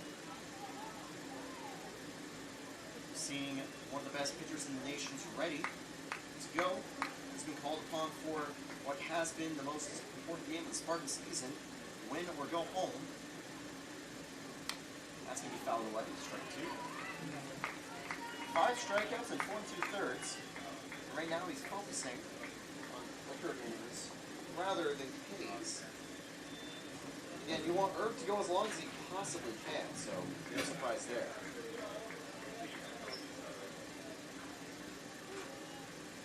Two away, 0-2 coming right up, ready to go the stretch.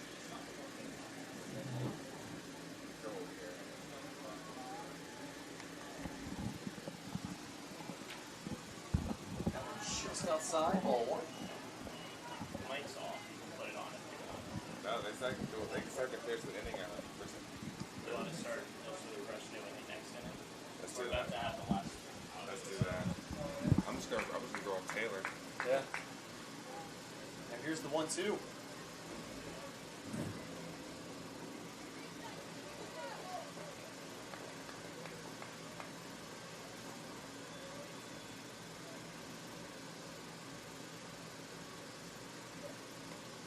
That one's just going to be outside.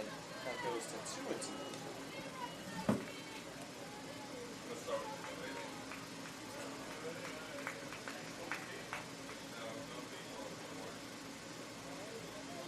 Still a great showing for fans from both sides here. We got a 2-2 count, ready to go.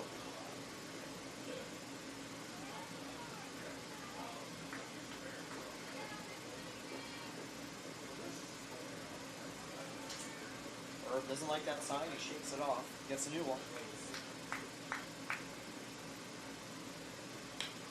Fouled away. So Fernandez forcing a long grab back.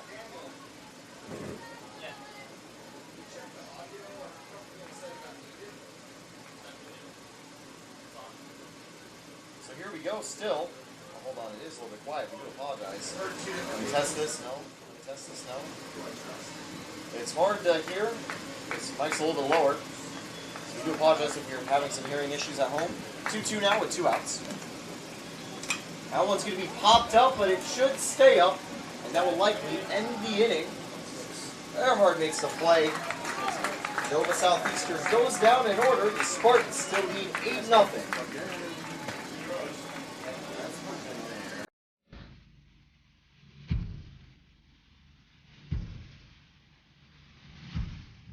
Just another ordinary day at UT.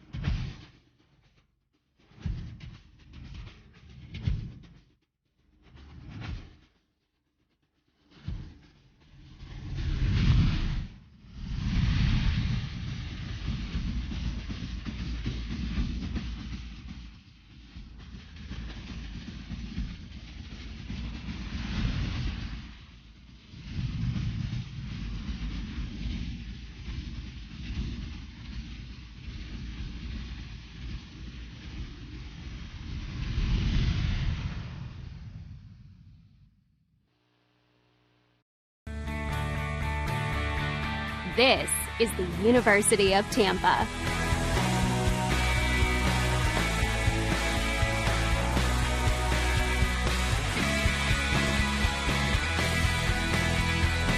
Explore your dreams.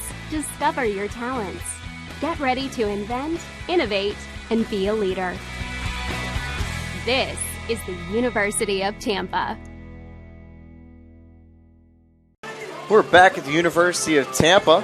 I'm being joined by Tyler here as we get underway the bottom of the 5th inning. The Spartans lead 8-0, and so far a pretty exciting day for Spartans fans. A big win against Valdosta State, and so far a great start against Nova Southeastern. I would say so. A nice bounce back from the disappointing loss to Nova yesterday. The bats hitting well, already 6 hits. They were able to generate 8 thanks to a couple errors, thanks to a couple walks, hit by pitches, and other methods, including a couple sacrifices. That first pitch is going to be taken high, but it looks like it's just going to be too high, stays in the park, and Rulai will fly out to open the inning. You get some power on that, but just not enough to escape the ballpark. Yeah. 1 away now.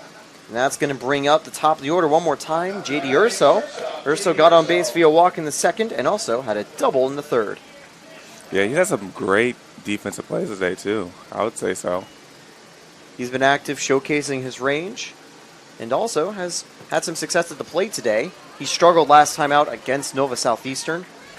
In total, he had gone 0 for 4. He didn't strike out, but still an 0 for 4 day is not what you want to have. Especially not coming from a guy who's hit at, 400 this year, man. Over 400, and that average will definitely improve as he's 1 for 2 today. Right, freshman of the year.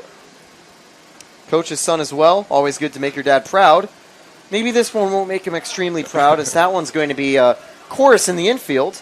They might discuss that at dinner tonight. Frank will track to get that one down as Braderich actually ran out of the way. 2 away now. Quick outs for the Spartans. And we're going to see Lala up. He got on base and scored via squeeze back in the second. Although in the third, he struck out. He's hoping to avoid going down on strikes again against Bradrich. Lefty platoon is against him. All right, I'm sure Tampa would love to see someone get on base right now. Kind of carry that momentum. They really started since the second. And also from the fourth, because they did get 2 runs in that inning. Right. Yeah, they had a pretty quick top half of the fifth, so they still have their bats relatively hot and ready to go. And that one's fouled away. Jack and I were mentioning, we had a little bit of worries. We were wondering whether, when they scored 35 in Game 1, that would be all the runs they could score at the entire tournament. They already burnt them through, but the next 2 games, they've been able to score quite a few. And in total afterwards, they have put up 20 runs.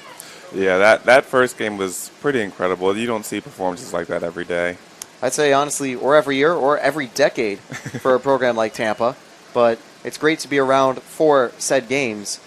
And they have another great start here, 8-0 lead. Again, so plenty of time. We're only about halfway through the game right now. That's going to be grounded to short. That's a hard hop. Nope. He won't be able to beat out the throw. A good play by Epstein to end the inning. Spartans still lead 8-0. Down right there. 3 up, 3 down. And on deck, Hazard, and of course the man who made that play, Epstein, and Frank due up for Nova Southeastern. I am an NCAA student athlete. And I pledge to be a champion of unity on my team, on my campus, and in my community. I pledge to embrace differences and strive for inclusion and collaboration. I pledge to stand against racism, hate, and discrimination. I pledge to strive for love, care, and forgiveness. I pledge to stand against silence, deceit, and obscurity. I pledge to strive for dialogue, truth, and understanding. I pledge to stand against fear and doubt. I pledge to strive for trust and belief in one another. I pledge to stand against complacency and stagnancy. I pledge to strive for change and growth. I commit to supporting my fellow student athletes in all circumstances that impact them. I commit to both choosing unity personally and encouraging it for all. I pledge these things because we are stronger together. United as one.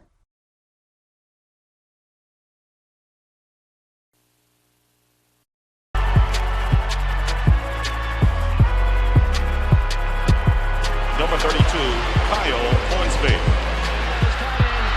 Inside the 30. Touchdown. Michaela Burgess.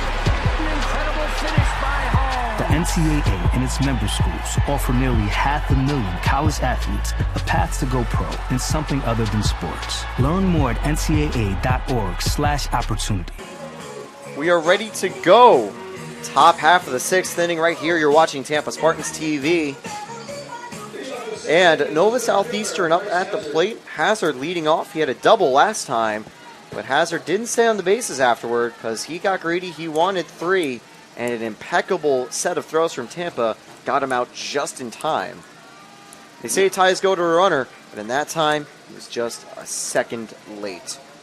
Yeah, I'm sure Nova wants to come right here and at least start getting some hits going, some people on base, and see what can happen. In fact, since that double, Nova hasn't even been able to find a hit yet.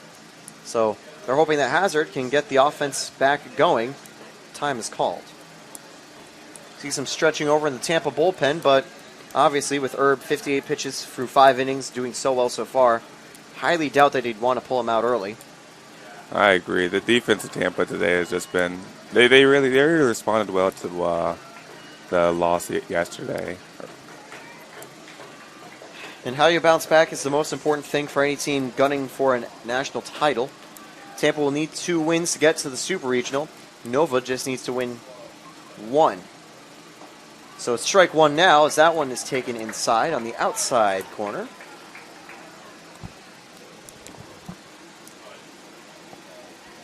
Of course, this will be the final baseball game today at UT Baseball Stadium. But if the Spartans hold on to the win, we will see you tomorrow.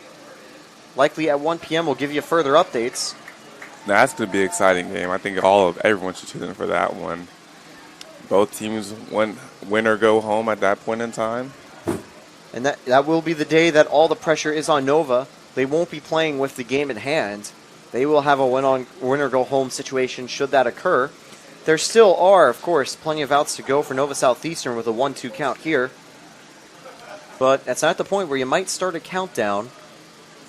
We saw Bradridge go the distance for a while for Nova Southeastern. I wonder if he'll be back again next inning. The 1-2 from the stretch. Here's Herb.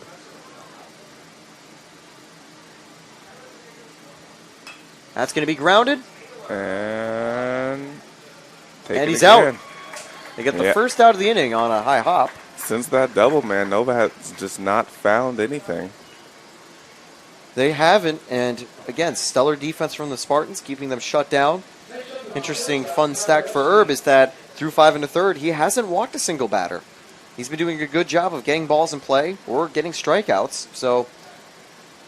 And since there hasn't been a run scored, no home runs, he's limited those 3 true outcomes a little bit. Epstein ready to go. He's 0 for 2, struck out last time.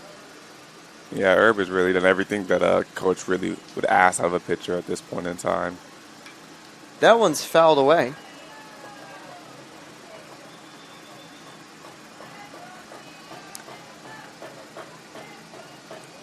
Herb has been the most reliable arm for the Spartans. And if the start stays really good, he could see his ERA get closer to the 2.0 line or even dip below it. Talking some seriously good numbers from the player who won the D2 CCA Pitcher of the Year award for D1 on the first team.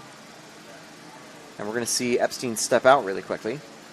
Quieter day for Epstein, but yesterday, Epstein had a 1 for 3 day as Nova Southeastern defeated the Spartans. That one's going to be grounded to third. Nunez will make that play. And he will go 0 for 3 for today now.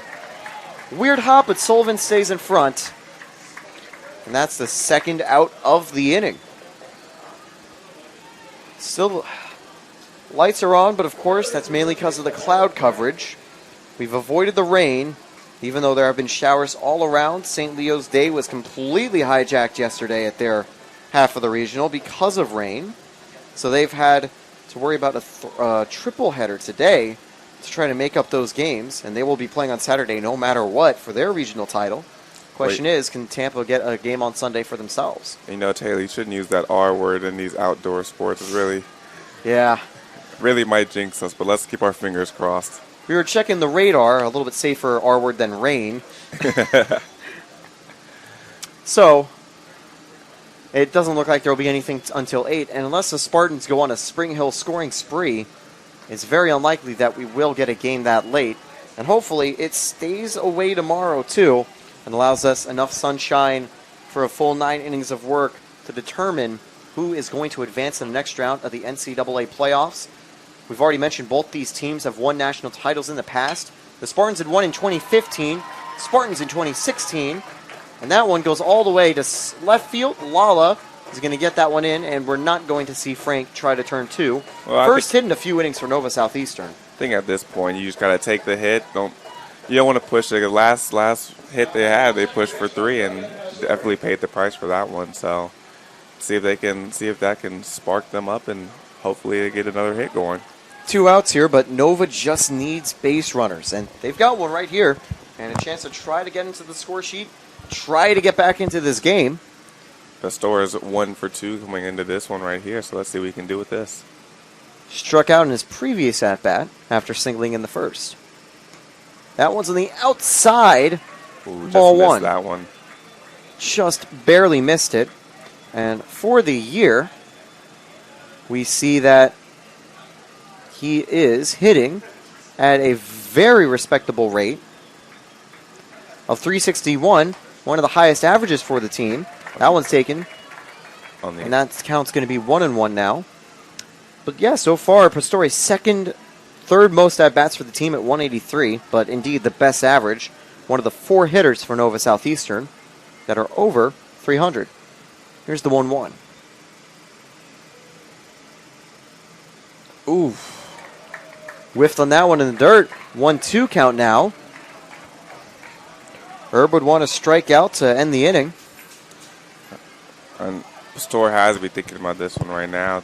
That he just really needs to get on the base, hopefully. But have to get a ball in play and get a hit or work a very deep count. 1-2 coming up from the stretch. That one gets away, so it's going to allow Frank to just waltz over to second. So wild pitch right there. That is something we saw the Spartans have some issues with in game one. That's one of the first ones that we've seen Herb throw. Yeah, he's done a pretty good job keeping it in the reach of the catcher. He's kept good command, and although he's at 71 pitches, still got, I think, a little ways to go. They want him to go as deep as he can, and they do have the 8-run buffer from their lead, but a runner on second could cut that down very slightly. Oof. And looks like, did he hit him? It didn't hit him. It didn't hit him. Wow. So count's going to go to 3-2. Pastor potentially looking to force the first walk from Herb today. I'm sure Herb has different plans. Let's see what he does right here. 3-2 coming up.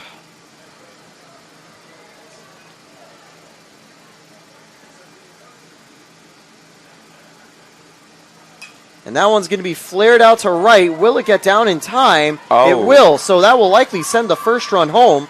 Nova Southeastern finally get on the board. That's just in the no man's land section by the foul line, off screen, but it lands. The Spartans do pick it up, so they're able to keep Pastor at first. But a run comes home as Frank advances from second. That has to be a good kind of relief for the Nova Southeastern. I know you almost think that they're gonna, if they win another inning without getting a hit, they don't be deflated going into the last part of this game. And that's an important hit right here. They're going to get another. Lala fields it. Throwing the third will not be in time.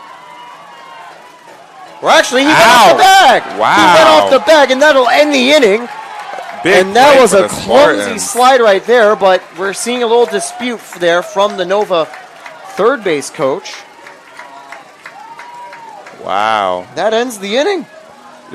Tampa just found a way to take all the momentum away with that one. That's another time we've seen Lala get the throw in, and that time it was Pastor slipping off the bag that allowed Nunez to make the tag.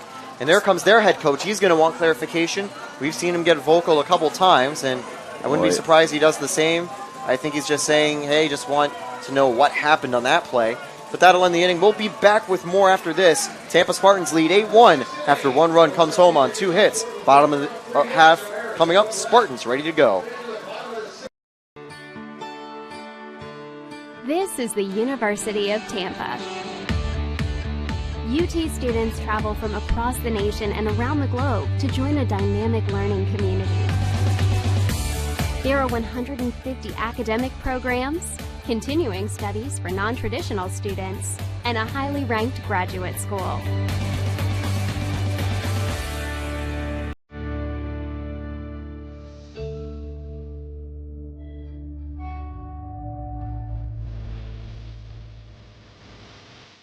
Academic opportunities are extensive and rigorous, but this mid-sized residential campus retains a welcoming feel.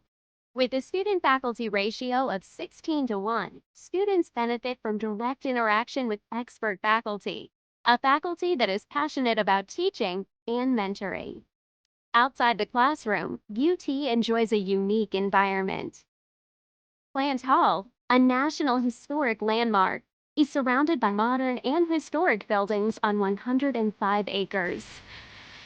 UT's beautiful downtown riverfront setting offers a gateway to the heart of a vibrant city. Students are within walking distance of jobs and internships, and the recreational opportunities are endless, both off-campus and on campus. Students live in upscale residence halls and enjoy diverse activities, including performing arts, guest lectures, nearly 200 clubs and organizations, and a nationally ranked NCAA Division II athletics program. Drew Earhart leads off the bottom of the 6th inning. Spartans now playing as the home team. That could be a little confusing to keep up with, and if you think so, then we agree, because it has been. Sometimes we can slip up and say, oh, the Spartans are home. Nope, they're away. It sometimes goes back and forth for the tournament, but here the Spartans are the home team. The Sharks are the visitors. And bottom half, see the Spartans up. There's Earhart grounding to short. And we're going to see Romano make the play. I apologize, it's actually Epstein. Romano was in the previous game.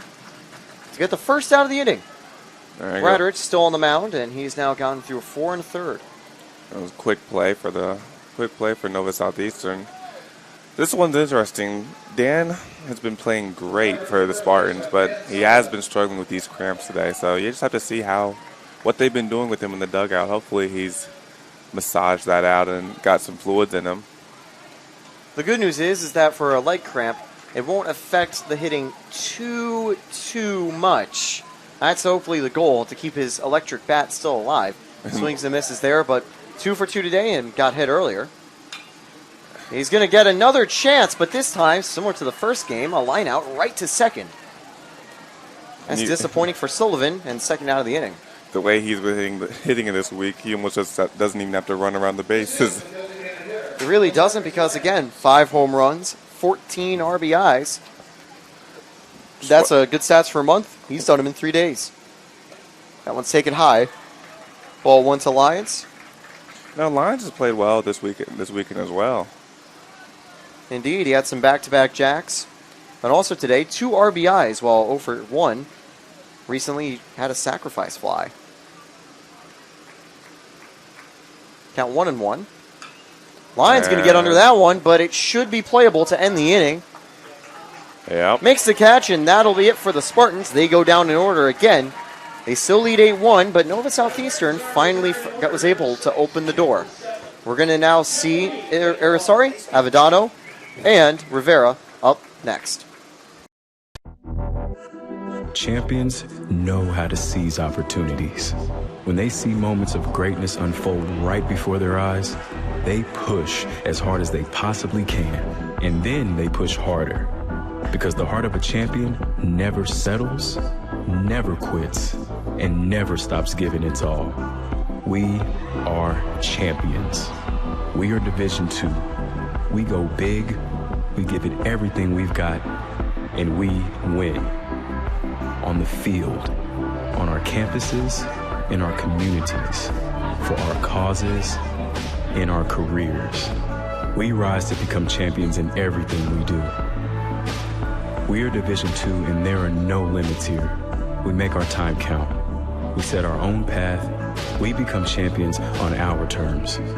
It's time to up your game, because we're here to play and learn.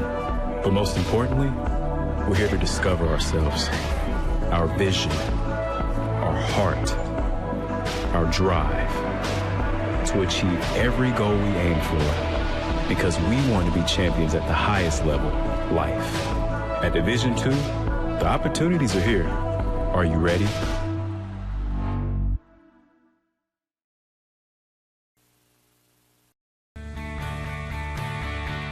This is the University of Tampa.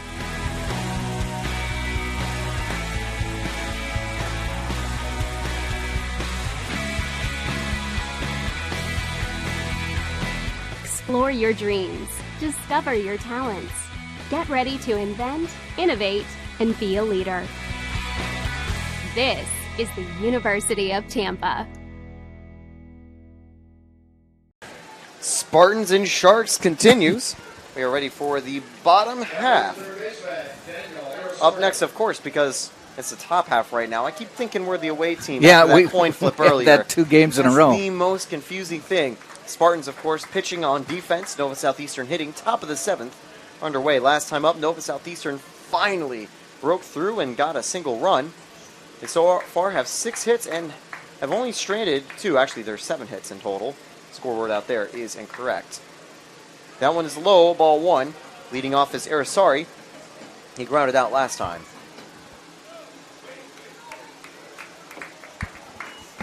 So even though it's 8-1, it's a little chippy out there. It certainly is, and of course, Spartans might have to go to the bullpen soon. Herb not invincible anymore because he did let a run go. Lala should track that one down. He does for the first out of the inning.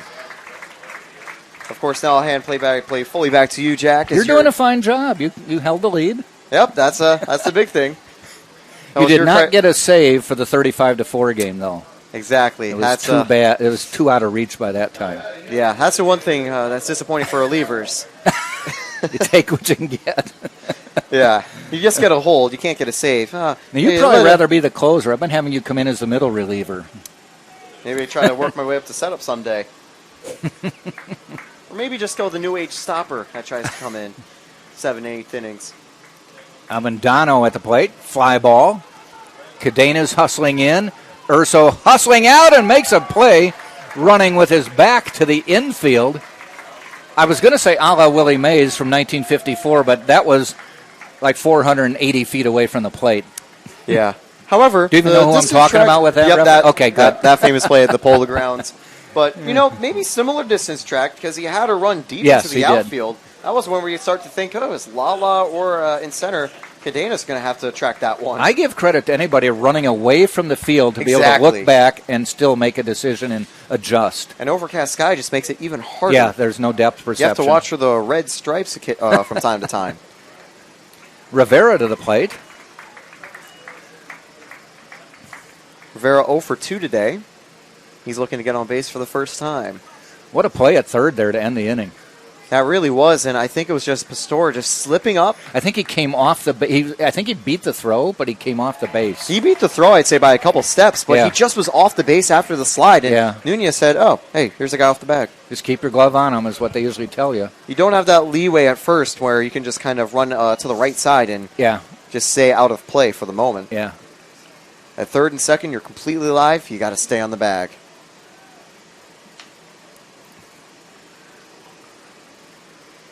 Another little quirk of baseball, with the strikeout there. And boy, he's just hustling through this game, isn't he? And I will say, Herb, he's back on Maddox pace, 79 pitches through 7. 8-1, we've played 6.5. We go to the bottom of the 7th. Tampa leading on TampaSpartans.tv.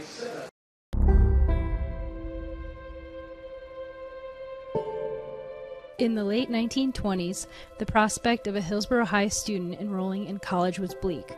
The nation was in the throes of the Great Depression. Businesses were failing, and many of Tampa's beautiful waterfront homes were left abandoned. The principal at Hillsborough High, Frederick Spalding, didn't see these barriers. He only saw bright young students who were in need of a place to continue their learning. In 1931, collegiate-level courses were offered at Hillsborough High. This would later become the University of Tampa.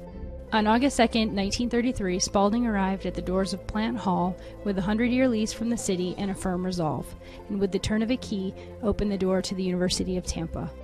In its fledgling years, UT was fortunate if it could collect half of the tuition due from its students. It was only through the dedication of its professors, who worked without pay, that the university survived the Great Depression. Over the next several decades, UT grew slightly, enrolling up to 1,800 at times, starting several sports teams, and even began accepting students from other areas of the country. But in the early 90s, the growth seemed to stand still, even stop. UT needed new life, some passion. UT needed strong leadership. In 1995, Dr. Vaughn became president, and UT began to transform. 1,000 UT students has become 7,200, and we are now entering our 17th consecutive year of record enrollment. All the while, UT's academic profile continues to increase. There has been $350 million in new construction since 2000. We have added 7 new residence halls, academic buildings and labs, as well as athletic facilities. Plant Hall even got new carpet and new windows. UT now has more than 3,000 events annually and 200 clubs and student organizations. We have won 13 NCAA Division II championships, and since 2000... Bottom of the 7th, E.J. Cumbo leading off for Tampa. Tampa up 8-1. Raderich with the pitch. It's a strike. He's settled down since coming in.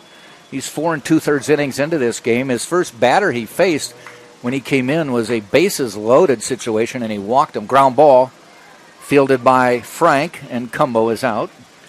Raderich a lot calmer on the mound now. He doesn't have to worry about bases loaded and has done a good job of keeping the Spartans quiet. We saw him surrender 2 runs in the 4th, but only one of those was earned because it came off of a Nova Southeastern error. But apart from that, he's done a good job of quieting the Spartans' bats after they exploded in the 2nd inning. Anthony Nunez to the plate, the number 7 hitter.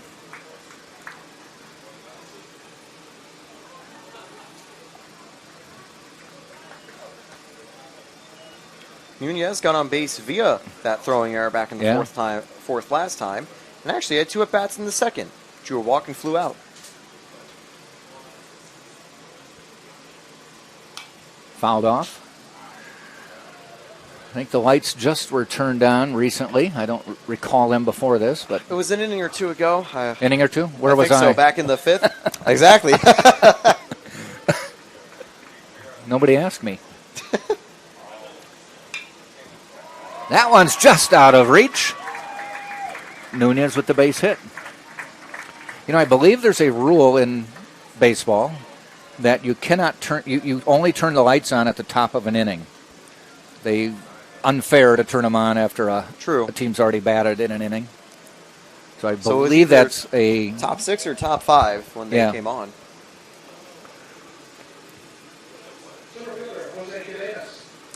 Cadenas to the plate. Making sure visibility is key. That's why I have the big green backstop at the back. Yep. It's not for a random decoration choice. It's to make sure that if there's a big background there, you can still keep an eye on the ball. If you ever look at some old-time baseball films, the green backdrop, I won't say it's relatively new. It's probably 40 years. But if you look at some really old films, 50s, maybe even into the 60s, when they didn't have that, people used to always wear white shirts to games. It was just the way fashion was at the time. And batters would say, I can't see the ball. Everybody in the outfield's wearing a white shirt. Exactly. So they finally moved them out, designed stadiums to make it where there was a green backdrop. And especially with a center fielder that's right in line with a pitcher, that can obstruct a little bit of the vision for a batter. Mm-hmm. So that's something you have to be careful. And that's why home teams are white. You get that slight advantage with that.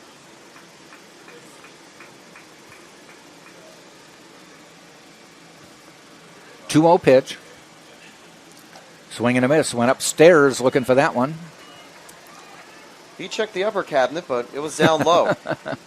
The cookie jar evades him as the count falls to 2-1.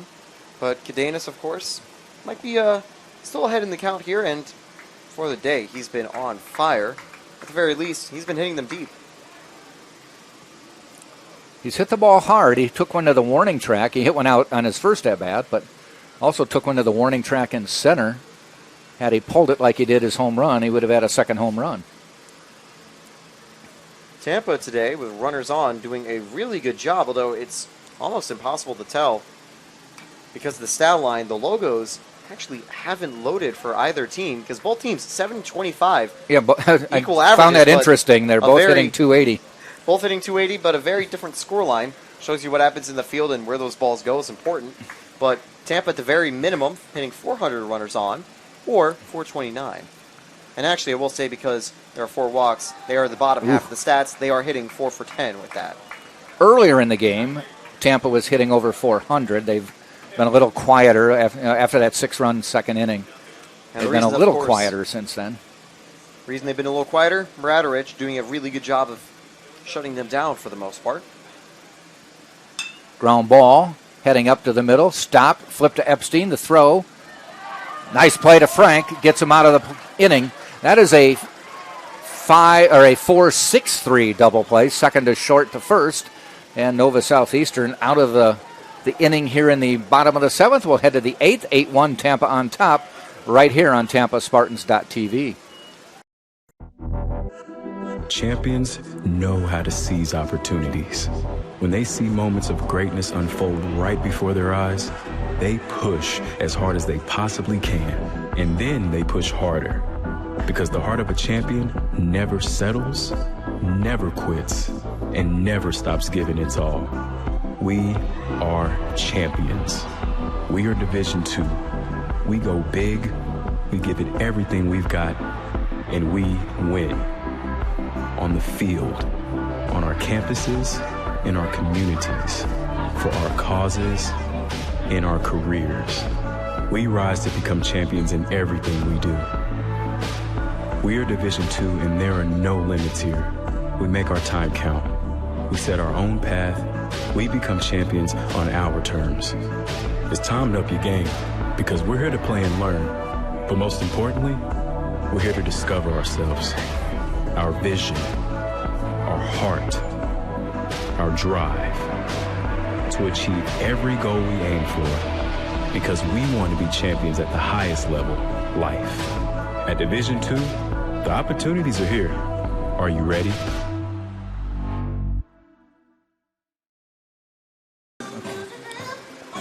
Top of the 8th we go. 8-1 Tampa on top at the other regional going on in St. Leo, the other half of the South Regional. Lee is leading St. Leo, the host school, 3-2. That is an elimination game. So St. Leo, the top seed in the region, it's only the end of the third, but whoever loses is out of that one. And St. Leo losing would certainly make Nova a little bit excited, because if Rollinson lost to Lee in the 2 games and Nova defeated the Spartans, they would then host the Super Regional. So it'll be interesting to see, but of course, Nova would need to make a comeback here or figure out how to defeat the Spartans again on Sunday. That would be interesting, a 5 seed hosting a Super Regional.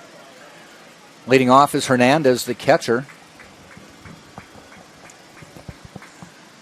Both Nova Southeastern and Tampa want to make sure that doesn't happen.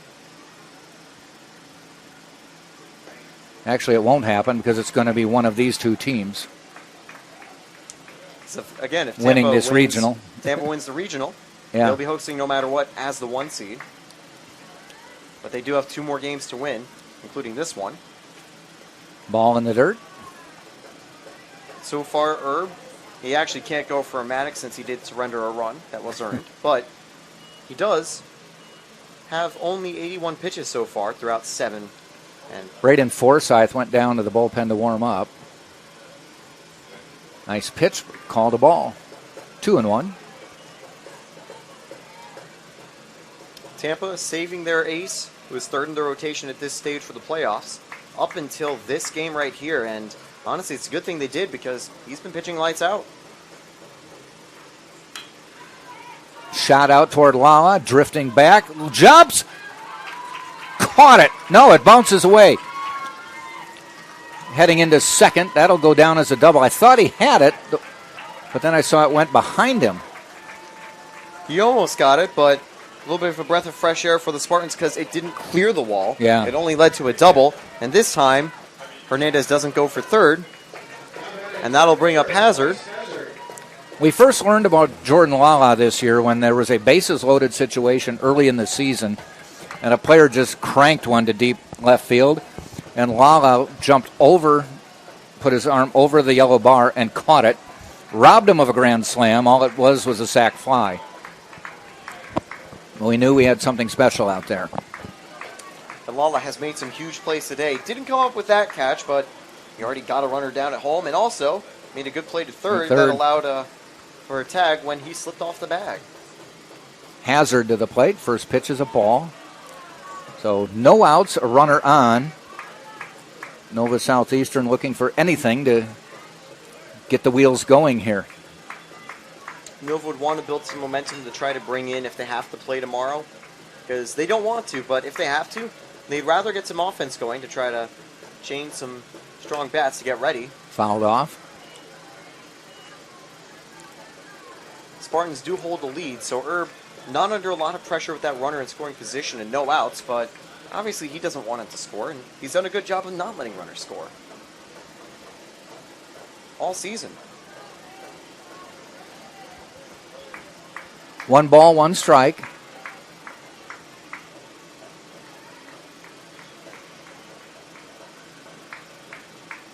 Hazard shakes the bat. Here's the pitch. Ground ball heading out to Urso. He's going to have to hustle the throw. Guns it across. Got him. Runner moves to third. That's Hernandez. So 1 out, man on third. Does the job of a sacrifice bunt as Hernandez makes it to third. But it does lead to 1 out, and for Nova Southeastern, they've got 5 left.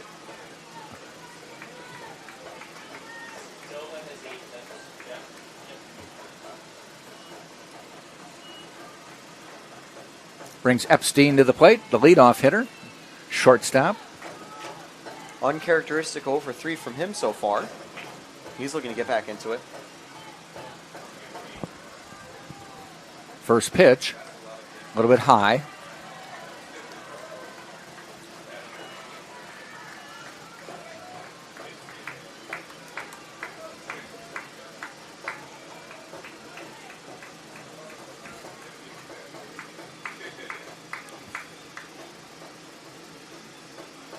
Fouled off.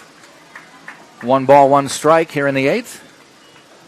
A deep ball would bring home a sacrifice run, and it might not be enough, but maybe it could also be a shot in the arm for Nova Southeastern. Get some juices flowing and get that offense back to work. They have gotten 8 hits so far, but they've only been able to bring one of those runners home. 1-1. That's hit out to Cumbo. That should bring in the run. Tagging. Hernandez. Long throw. They're going to let it go through. Doesn't matter. Hernandez crosses, and it's 8-2. Great throw by Cumbo. Was only a couple steps behind, but that was relatively easy to tell that would probably be a sacrifice fly. Tampa still leads by 6, but some offense late from Nova Southeastern. Bases are empty and 2 outs.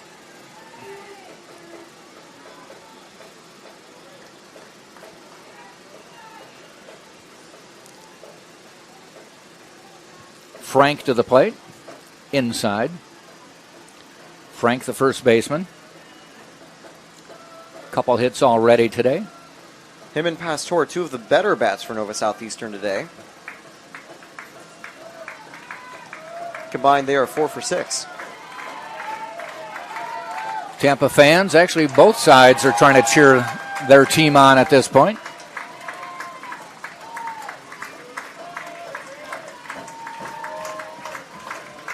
Two outs, 1-1 count.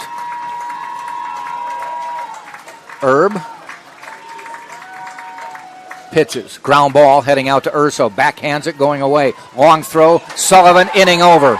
Will go to the bottom of the 8th. Tampa on top, 8-2. Right here on TampaSpartans.tv.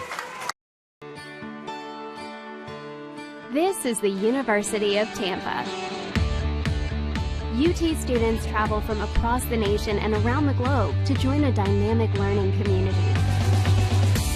There are 150 academic programs, continuing studies for non-traditional students, and a highly ranked graduate school.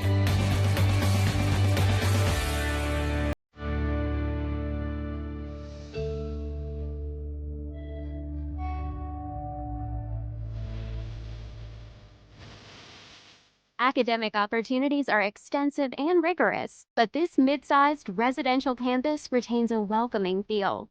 With a student-faculty ratio of 16-1, students benefit from direct interaction with expert faculty, a faculty that is passionate about teaching and mentoring. Outside the classroom, UT enjoys a unique environment. Plant Hall, a National Historic Landmark, is surrounded by modern and historic buildings on 105 acres. UT's beautiful downtown riverfront setting offers a gateway to the heart of a vibrant city.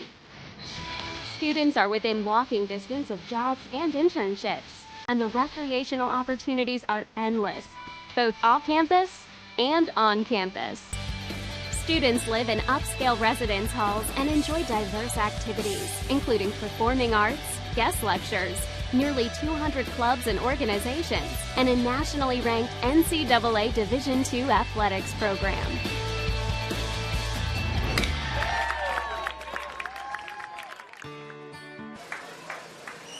Josh Rulai coming to the plate. 8-2 Tampa, bottom of the 8th. A Tampa win. They will live to play tomorrow against this same Nova Southeastern team. First pitch from Bradarich. Call strike. Rulai had a triple in the first inning, or first at bat in the second inning. Swing and a miss. Since then, though, he's been quieter with a fly out and ground out.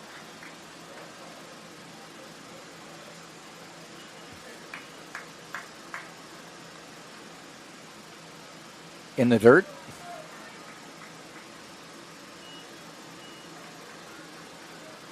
You look at the history of these two teams in the last 7 years, they have accounted for 3 of the NCAA championships for Division II baseball. Tampa in 2015-2019.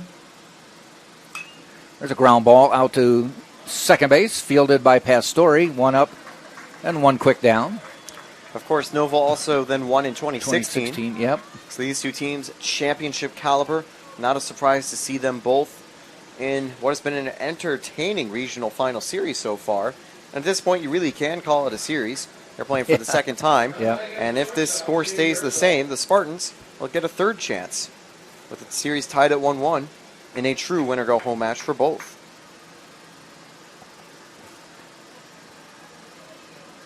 For Nova, this is just a win-or-leave-early match. A win and leave early. J.D. Urso to the plate for Tampa. 5th at-bat of the game. Actually, his 4th official at-bat. There's one hit out into right field. Rivera, 2 down. Lala now to the plate.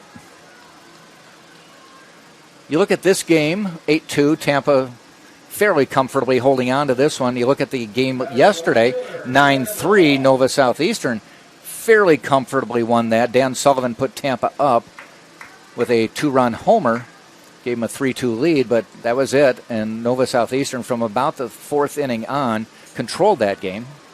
And there was not a lot to be said and done after, once you got into the 6th, 7th, 8th, 9th innings yesterday. Just didn't happen for Tampa. Lala slaps a base hit. And same thing going on here, but in reverse, is not a lot going on for Nova Southeastern once Tampa got the good lead, which makes you wonder what tomorrow will bring. That's an entirely new ball game. That's why we play the game.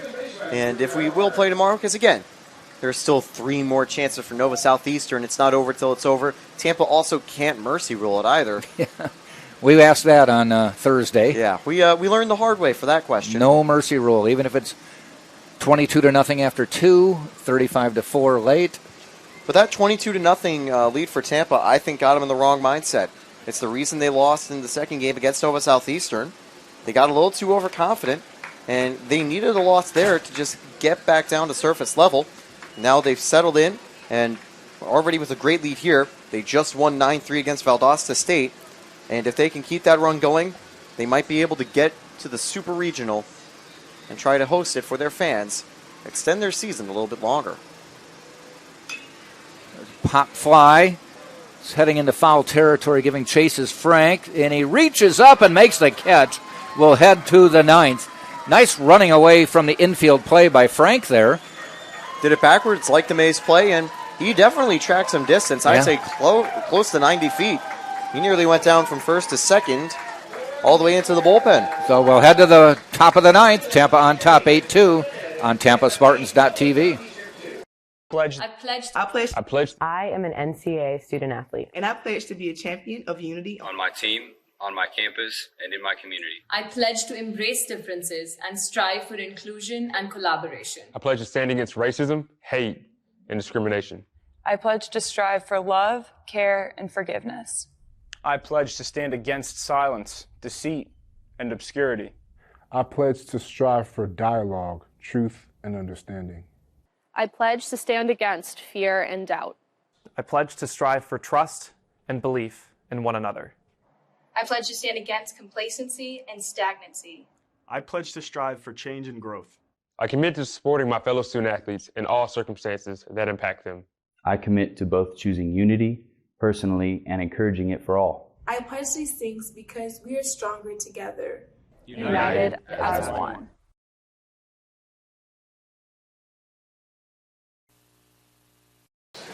Top of the 9th we go. Hayden Erb back on the mound for Tampa, looking to go the distance. If he does, it would be the first complete game for a Spartan pitcher this year. By the way, in the South Regional number 2, Lee now leads St. Leo 7-2 in the 4th. That's an elimination game, and St. Leo was the highest seed. They would be out. There's a foul ball down the line. That was tough on the line, but out by a couple inches. Now, the reason we keep bringing up the other South Regional is whoever wins this regional will meet to play the winner of that regional next weekend in a Super Regional. And that will be a best-of-3 series somewhere down here. Could be Rollins. It could be Lee. St. Leo still technically. Could be Nova, or it could be Tampa. Pastore at the plate, the pitch. Outside.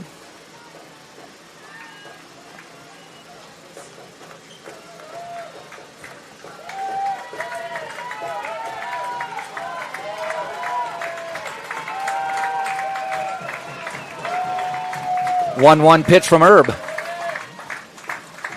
little bit low. Last Chance Hotel open and running for open business going now for Nova Southeastern. They've got 3 patrons today so far. 2 for 3, 1 for 3, and 1 for 3. So relatively solid hitting and enough if they can get something going on Herb to potentially try to spark a miraculous comeback. They've got 3 chances. 2-1 pitch on the way. Popped up foul. Spartans do have Braden Forsyth ready in the bullpen if needed. He's just making some kind of soft throws right now. Not on the mound. He's keeping warm. It makes you wonder how long Joe will go if they come up with a base hit or even a walk. Might motivate him to do something. Here's the pitch. Fouled off. I have a feeling you get 1 base runner on and then something happens. You might want to bring in Forsyth just to try to close it out. You really don't want to leave it up to chance because when Nova's offense wakes up, they usually can put some runs past you really quickly. It's the reason they've got this far without a loss. 2-2 pitch from Herb.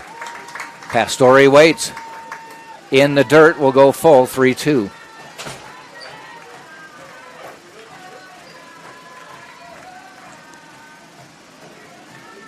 Still under 100 pitches for Herb, so he's been managing to start relatively well. We've sometimes seen pitchers take a lot of pitches and get up to that 100 mark by the stretch. Here's the 3-2. Popped up, playable. Urso says, "Get out of my way, I've got it." And he backs up and makes, oh, did he drop it? They're going to call it out, I think. Yeah, they said he made the catch. Had it long enough? Had it long enough. Okay. It did slip out of his glove afterward, but they're going to say that, nope, you did it long enough. Okay. You did your job. All right, okay. That was a little scary because Pastore was already on second. That's how high that ball was hit. Yeah. Think about it. Pastore goes to third, and that one drops. Brings Fernandez to the plate. Obviously, everybody is in agreement on that. Nobody from Nova Southeastern doing anything. Fernandez, swing and a miss.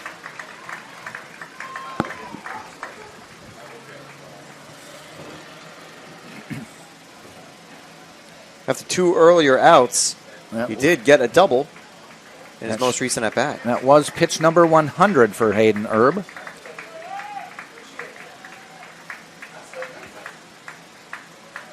Here's 101. Strike.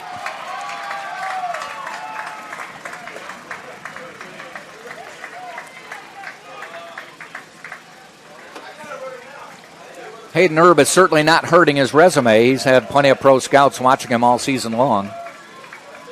Braden Nelson and Herb getting a lot of notoriety from the scouts. 0-2 pitch. Challenges him and fouls it off.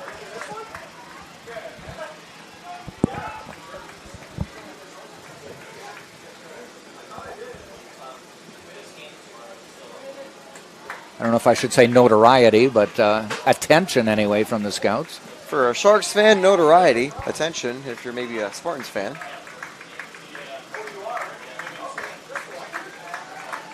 Oh, 0-2 again. Just outside. The reason I change it from notoriety is it comes from the word notorious, Exactly. which isn't necessarily a positive word. Right. It's drawing attention to yourself in the wrong way.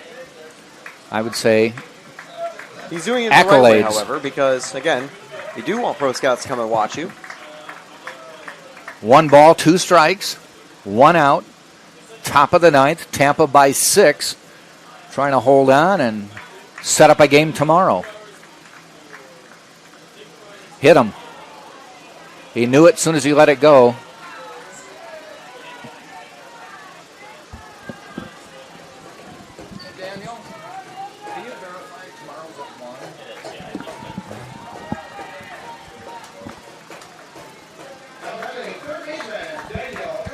Irisari to the plate, the third baseman, now with a base runner on. 1 out. The previous game for the Spartans ended in double play. How about a 6-4-3 and send the fans home happy? That certainly would, and that was the way that the previous fixture between these two had ended. Strike call.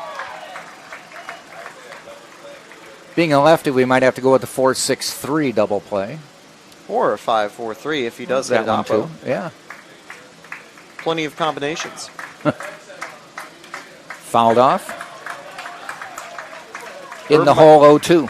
Herb might say, forget a double play. Let me get strikeout number Couple 7 Ks. really I'll quick. save your arm. Get the easy one. Although he's probably not pitching tomorrow. No. He's got till next weekend. If they do.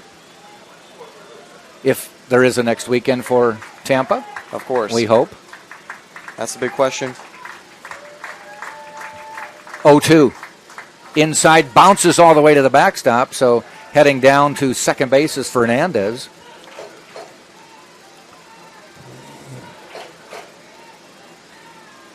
Concentrate on Irisari, though. Fernandez, to be honest with you, an inconsequential base runner. At this point, you need to cycle through 3 more batters before you start saying, here's the tying run due up. Because Tampa was able to generate enough. Tampa not even trying to hold him for the most part. 0-2. Swing and a miss. They tag him. We're down to the final out for the Tampa win. Last Chance Saloon's doors are closing. Avendano's come on. He's thirsty. He wants a hit. So far, he's 0 for 3. And he is looking to refresh his side and keep this game alive. The Spartans, they want to shut down until tomorrow. Will the motel stay open? Or can Herb shut it down? One more at bat, separating the Spartans from Game 7. Avendano to the plate. Herb trying to get the complete game victory for Tampa. He's in the stretch. Fernandez on second. The pitch. Hit out into right center. It's going to fall. That'll bring a run in, and we will keep this game going. 8-3 now. Nova Southeastern has cut it to 5. Good piece of hitting there to keep the game going by Avendano, and it will bring Rivera to the plate. Doesn't go deep enough to get him to second, but it does enough to keep the game alive and bring the runner all the way from second home. So a little bit of offense late from Nova Southeastern. And Pinch hitter. Pinch hitter. Pinch hitter coming in is number 16, and that is Nick Sanders. Last time Sanders came in as a pinch hitter, he was intentionally walked, but that's right. No real reason to here. No. We're going to see what he can do in his first now official at bat. The pitch, a little bit low.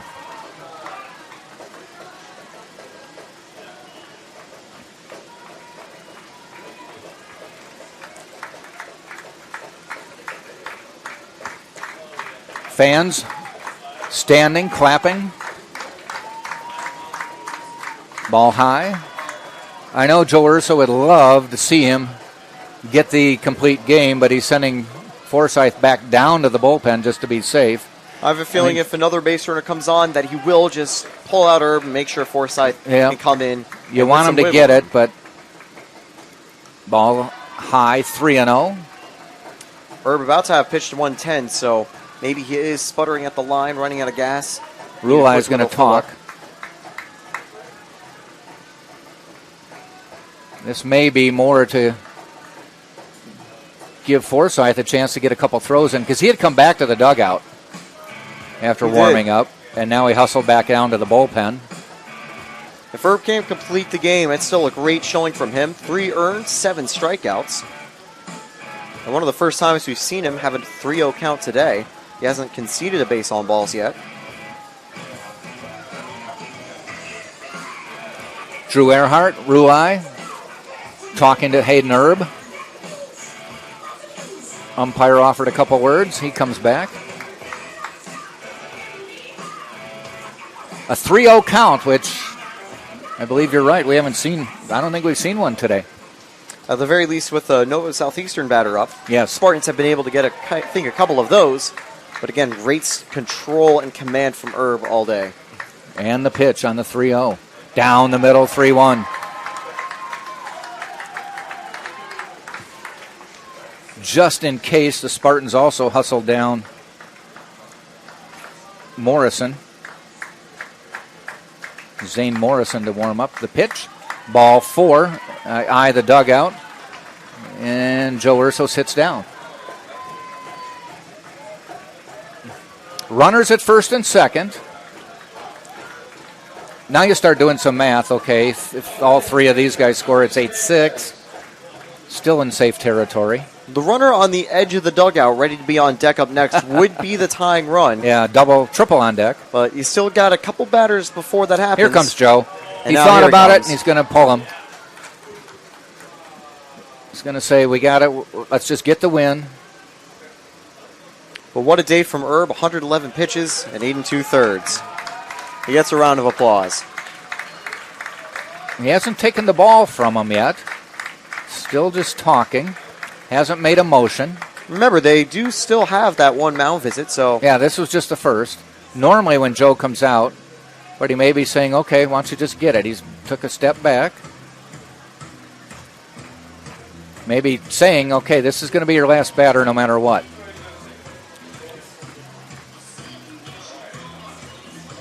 At this point, you're telling Herb, listen, if you want to just finish it off, just get the out, throw some strikes.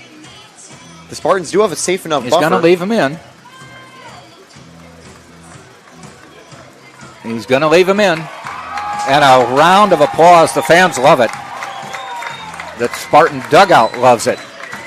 Maybe just a confidence boost there to say, I trust you. But I just want to tell you, let's get it done. And I wouldn't doubt, he said, this is your last batter. They get the job done here. They advance for the if necessary game on Sunday. Here it is, 2 outs, top of the 9th, runners on first and second. And the batter is Hernandez. First pitch, call strike. We even see some Nova fans clapping and cheering. Yeah. Showing some respect for the Spartans ace, who has done a great job today. 0-1 pitch to Hernandez. Check swing. He did not go. 1-1.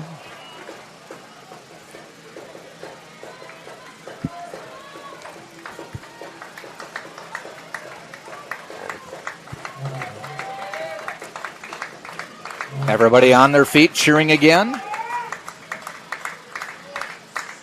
The 1-1. Popped up foul down toward the Spartan bullpen. Spartans ahead of the count now. 1 ball, 2 strikes.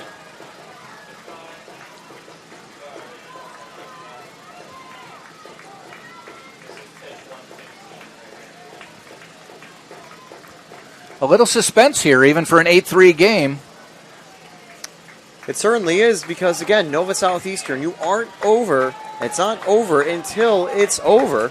They still need to get that final out. I'm going to quote you on that, you know. Here we go. 1 ball, 2 strikes. The pitch from Herb. Outside, 2-2.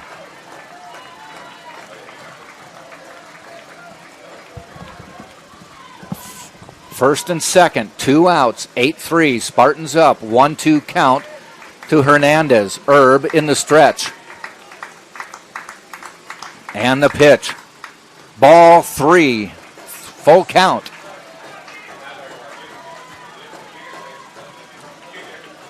Herb has labored this inning. As we mentioned, he wasn't feeling tip-top all weekend. So just a great effort to come here. Here's the 3-2. Backs off.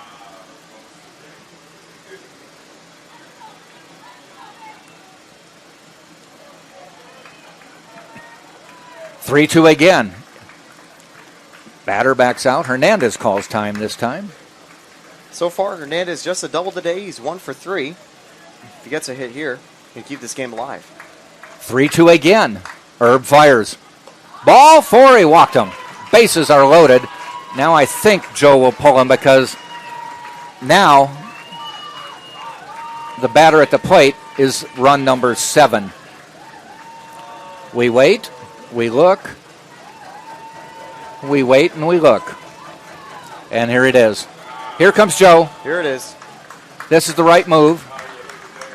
If it was like a bloop hit or something, then you could argue, hey, he's still got some stuff. But clearly out of gas. Yeah, but a bloop hit puts the tying run at the plate. Oh, of course. I was saying the previous at bat. If it didn't end in a walk. Yes. Because that's the difference. I think this was his last batter no matter what, even if he got on with a hit. Exactly. Hayden Erb getting a standing ovation from the fans, standing ovation from his teammates. Very deserving. Masterful performance, 117 pitches, but it's going to be up to Braden Forsyth to seal the deal. He will inherit a bases-loaded situation.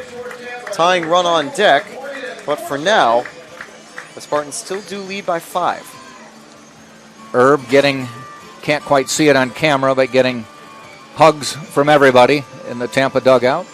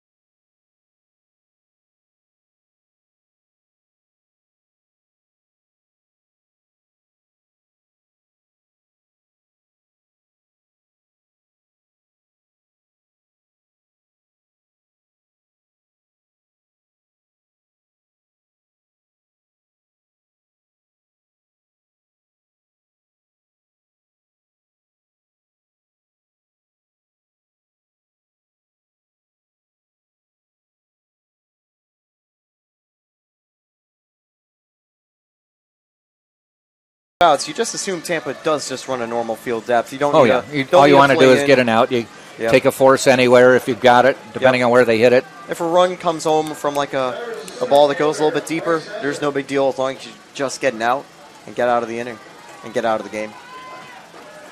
Hazard to the plate. We may have a pinch runner at first. It looks like Looks it. like That's 17. Number, yeah. Alejandro Marcario, yes. All right, Braden Forsyth, the main topic here. Hazard, also of interest. He's the batter. Forsyth on the mound. Bases loaded. 2 outs. 9th inning. Tampa up 8-3. First pitch. Inside, ball 1 to the lefty.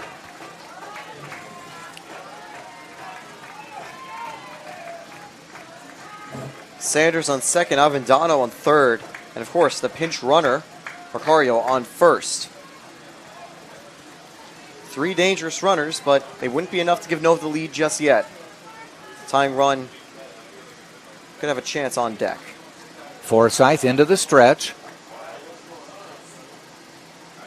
Hazard waits. Ball high. 2-0.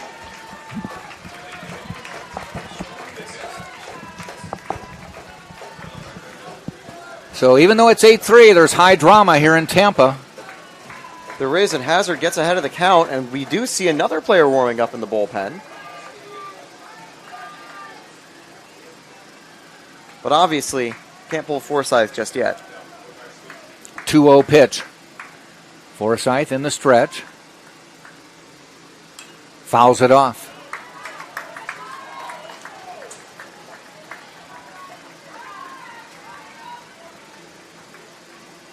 Two balls, 1 strike.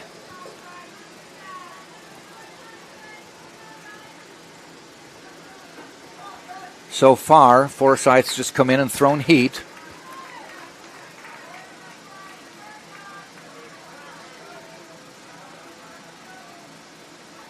A long look. Into the stretch. Hazard waits. Forsyth fires. Bounces away. That's going to bring a run across on the wild pitch, and it's 8-4. The drama continues. Forsyth struggling with his commands, struggling to locate.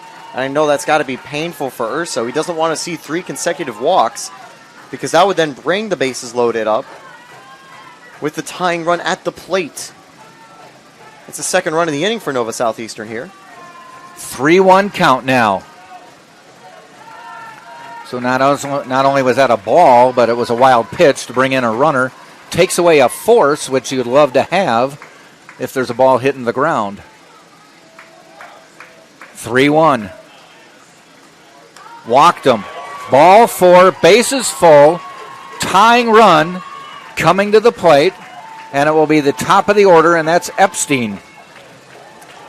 Epstein 0 for 3 today, but again, you could argue then he's due for a hit because of how he's done all season. He has only 1 home run for the year, but everybody's dangerous this time of year, especially in this situation. We just saw 2 Spartans hit their first of the season in the playoffs, and those pressures could be huge. Now, whether it makes a difference, this is a righty. Hazard was a lefty. It might help Forsyth. Urso told his guys to stay deep. The pitch. High, ball 1. Who said it was going to be easy? It certainly isn't. 1 ball, no strikes. Epstein at the plate. Forsyth gets the sign. Bases full. Here's the pitch. Outside, ball 2.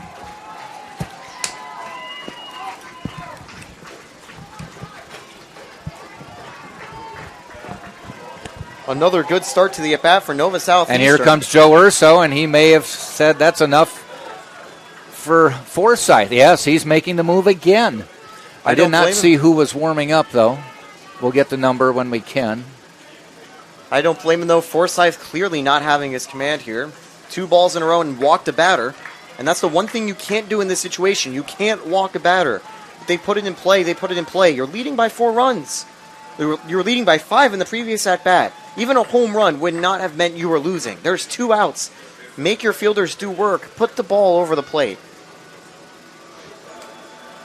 So Joe Urso not going to mess around here. All of a sudden, we've come from cheering on Hayden Erb, looking for a complete game, to some drama where the tying run is coming to the plate.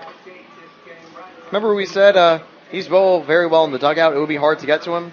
Oh, now he's ready to go. It is number 13 coming in. Alex Passarella will be coming in for Tampa. 6'2", 230 from Howard Beach, New York. And for the season, this is going to be appearance number 11. 2-0 record on the year. 26 and 2/3 innings. 23 hits, 14 runs, all earned, 13 walks, 30 strikes.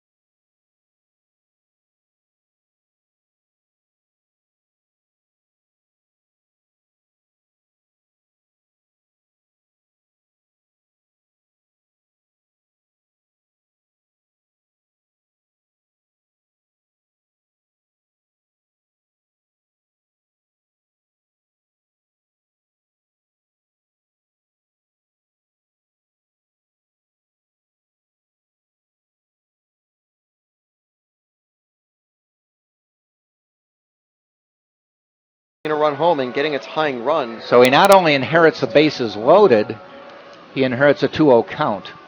But he does have 2 outs, so as long as he's able to just get an out here, it does send the series to Sunday. But we keep stressing that. There are 2 outs. Exactly. That's the big thing. The last few at-bats, it has been 2 outs. Back into the box comes Epstein. 2 balls, no strikes. Bases loaded. 8-4 now, Tampa on top.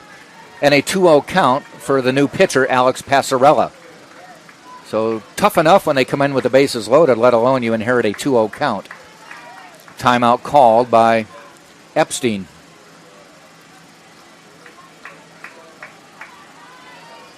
Passarella gets the sign in the stretch. Fires. Just misses outside.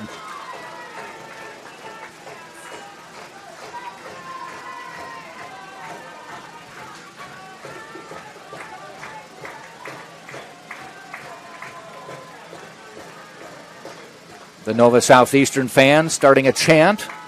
Here we go. 3-0. Walked in a run, and it's 8-5, and the tying run is now on first. That was a close pitch just on the corner, but just outside. 8-5 run on first, and now the go-ahead run is at the plate. Frank coming to the plate. We said watch out because Nova Southeastern can have an aggressive inning. And they haven't done much to hit it, but they've been able to work counts and get on base. Sloppy pitching from Forsyth and Herb running out of gas. It's put Tampa in a tough spot. Frank steps in. Bases loaded. We have Hernandez on third, Hazard second, Epstein first. Frank at the plate. The first pitch blocked outside by Rulai.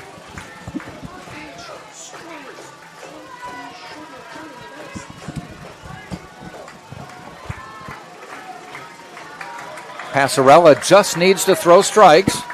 And that's it. They hit it. Here we go. Fouled off, out of play, 1-1. Got a pitch he had to hit. And that's the thing. They just need to throw strikes. They need to throw strikes. Get a ball in play. There's 2 outs. If this was a 0-out situation, then sure, you got to be careful. But again, there's 2 outs, and you've got some really solid fielding. Tampa only committed 1 error so far. Passarella with a long look. Has the sign. 1-1 pitch to Frank. Fouls it off. We haven't said it yet, but now, for the first time, Nova Southeastern is down to its final strike. It took a little while to do that, but Tampa finally getting a good pitcher's count. It doesn't mean it will be the final strike, but it's the first time they're down to their final strike. Bases loaded. 2 outs. 1-2 count on Frank. Passarella gets the sign. Into the stretch. Base hit. That'll bring in 2. And it's going to be an 8-7 game with the tying run over to third.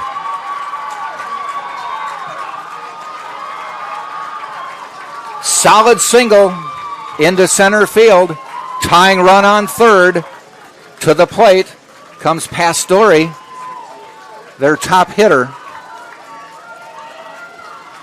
Now, the runner who slid into third, Epstein, is still down. I don't know if he's hurt or just taking his time or putting the base back, but he's up now. But now it's 8-7, folks. Situation you dream of as a kid. You got bases loaded, 2 outs, top of the 9th. And he converted. 2 runs come home, and Nova Southeastern pretty much back from the dead. They've got a go-ahead run at first, a tying run at third. Still 2 outs, but a lot more pressure now for the Spartans. We do have to credit Passarella for throwing strikes and at least making Nova Southeastern do the work. And that's the thing you wanted to happen back with... a little while ago, a few batters ago. When you didn't walk in a run and Joe Urso is coming out again. Another change. I think that might be Dalton Ross. I think so, too. Side armor. And he's making the change. So Dalton Ross will be coming in. Passarella did the job he needed to not walk a run in, but it just lands in the outfield, and 2 come home. Dalton Ross has made a few appearances during this weekend series. He's got a 4.78 ERA, 3 wins, 1 loss on the year. This is his 23rd appearance. 32 innings pitched, 31 hits, 18 runs, 17 earned, walked 11, struck out 43. Joe Urso going to have a long talk on the mound. Daniel, why don't we step out for 30 seconds or a minute while he warms up? It is 8-7, runners at first and third, tying run at third, lead run now. Hard to believe we have to say this, lead run at first. We'll be right back on TampaSpartans.tv.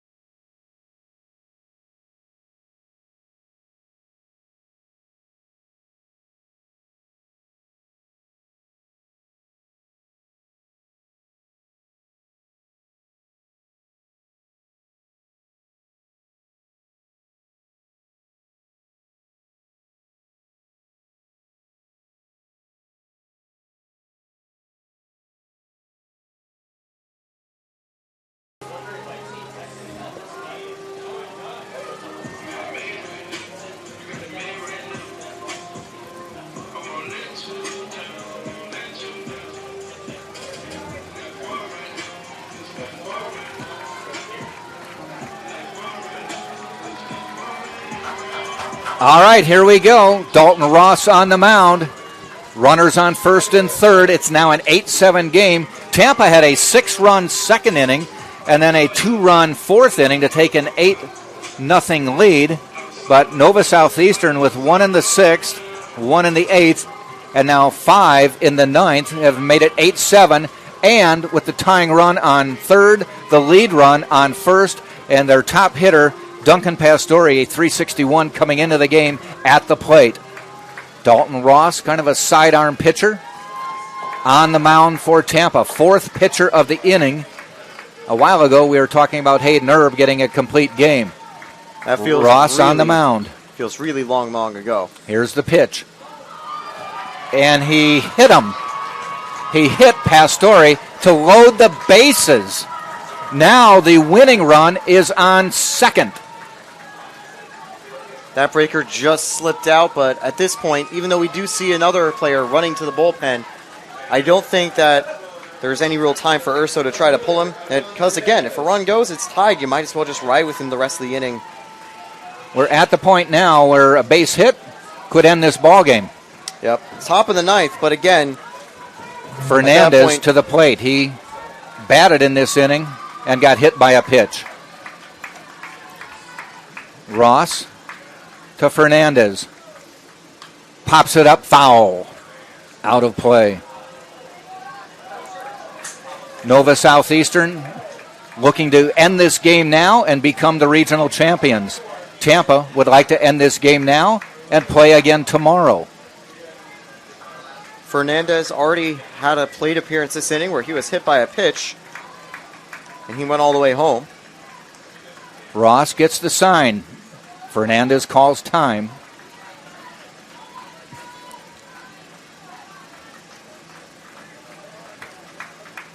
Ross is set. Here's the pitch. Fouled back, 0-2.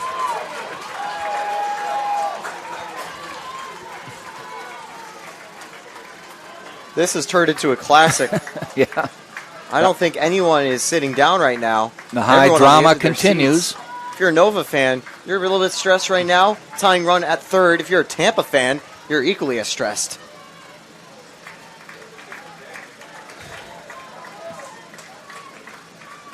Ross back on the hill.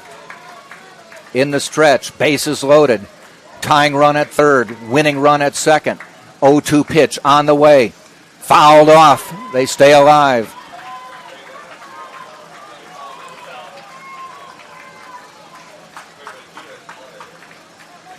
Nice job by Fernandez. Might have been outside, but it's kind of one of those, don't let the umpire make that call for you.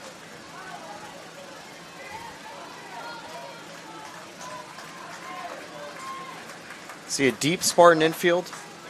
We'll do it again, folks. 0-2. 8-7. Tying run on third. Winning run on second. 0-2 count to Fernandez. And he calls time.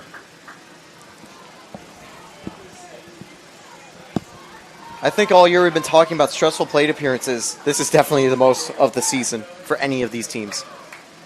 Ross shakes off the first sign. Now in the stretch. The 0-2.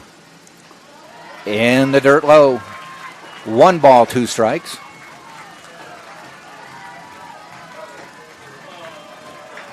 Herb couldn't close it out. He got 8 2/3, but we've been sitting on 8 2/3 for a while now. Tampa's normal closer came in game 1 and went the distance, so he was out of energy for game 2. Ross looks in. 1 ball, 2 strikes. Timeout called. Fernandez steps back in.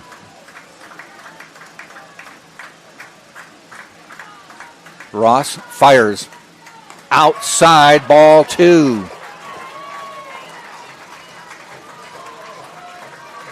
Fernandez disciplined, keeping alive in the at-bat. Nova loses here. They stole the game on Sunday, but even that is no longer looking like an extremely viable outcome. But likely at this point, because this game still could determine the region. Ross looks in, gets the sign. 2 balls, 2 strikes now. And the pitch. Fouled off, stays alive. Off-speed pitch that time. But he dialed down and fouled it off. So Fernandez, good piece of hitting at this point.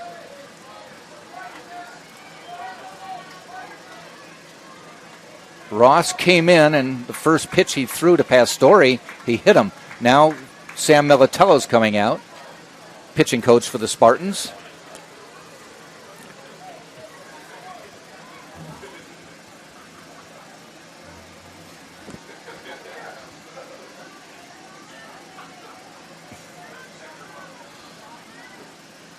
So here's what's happened this inning.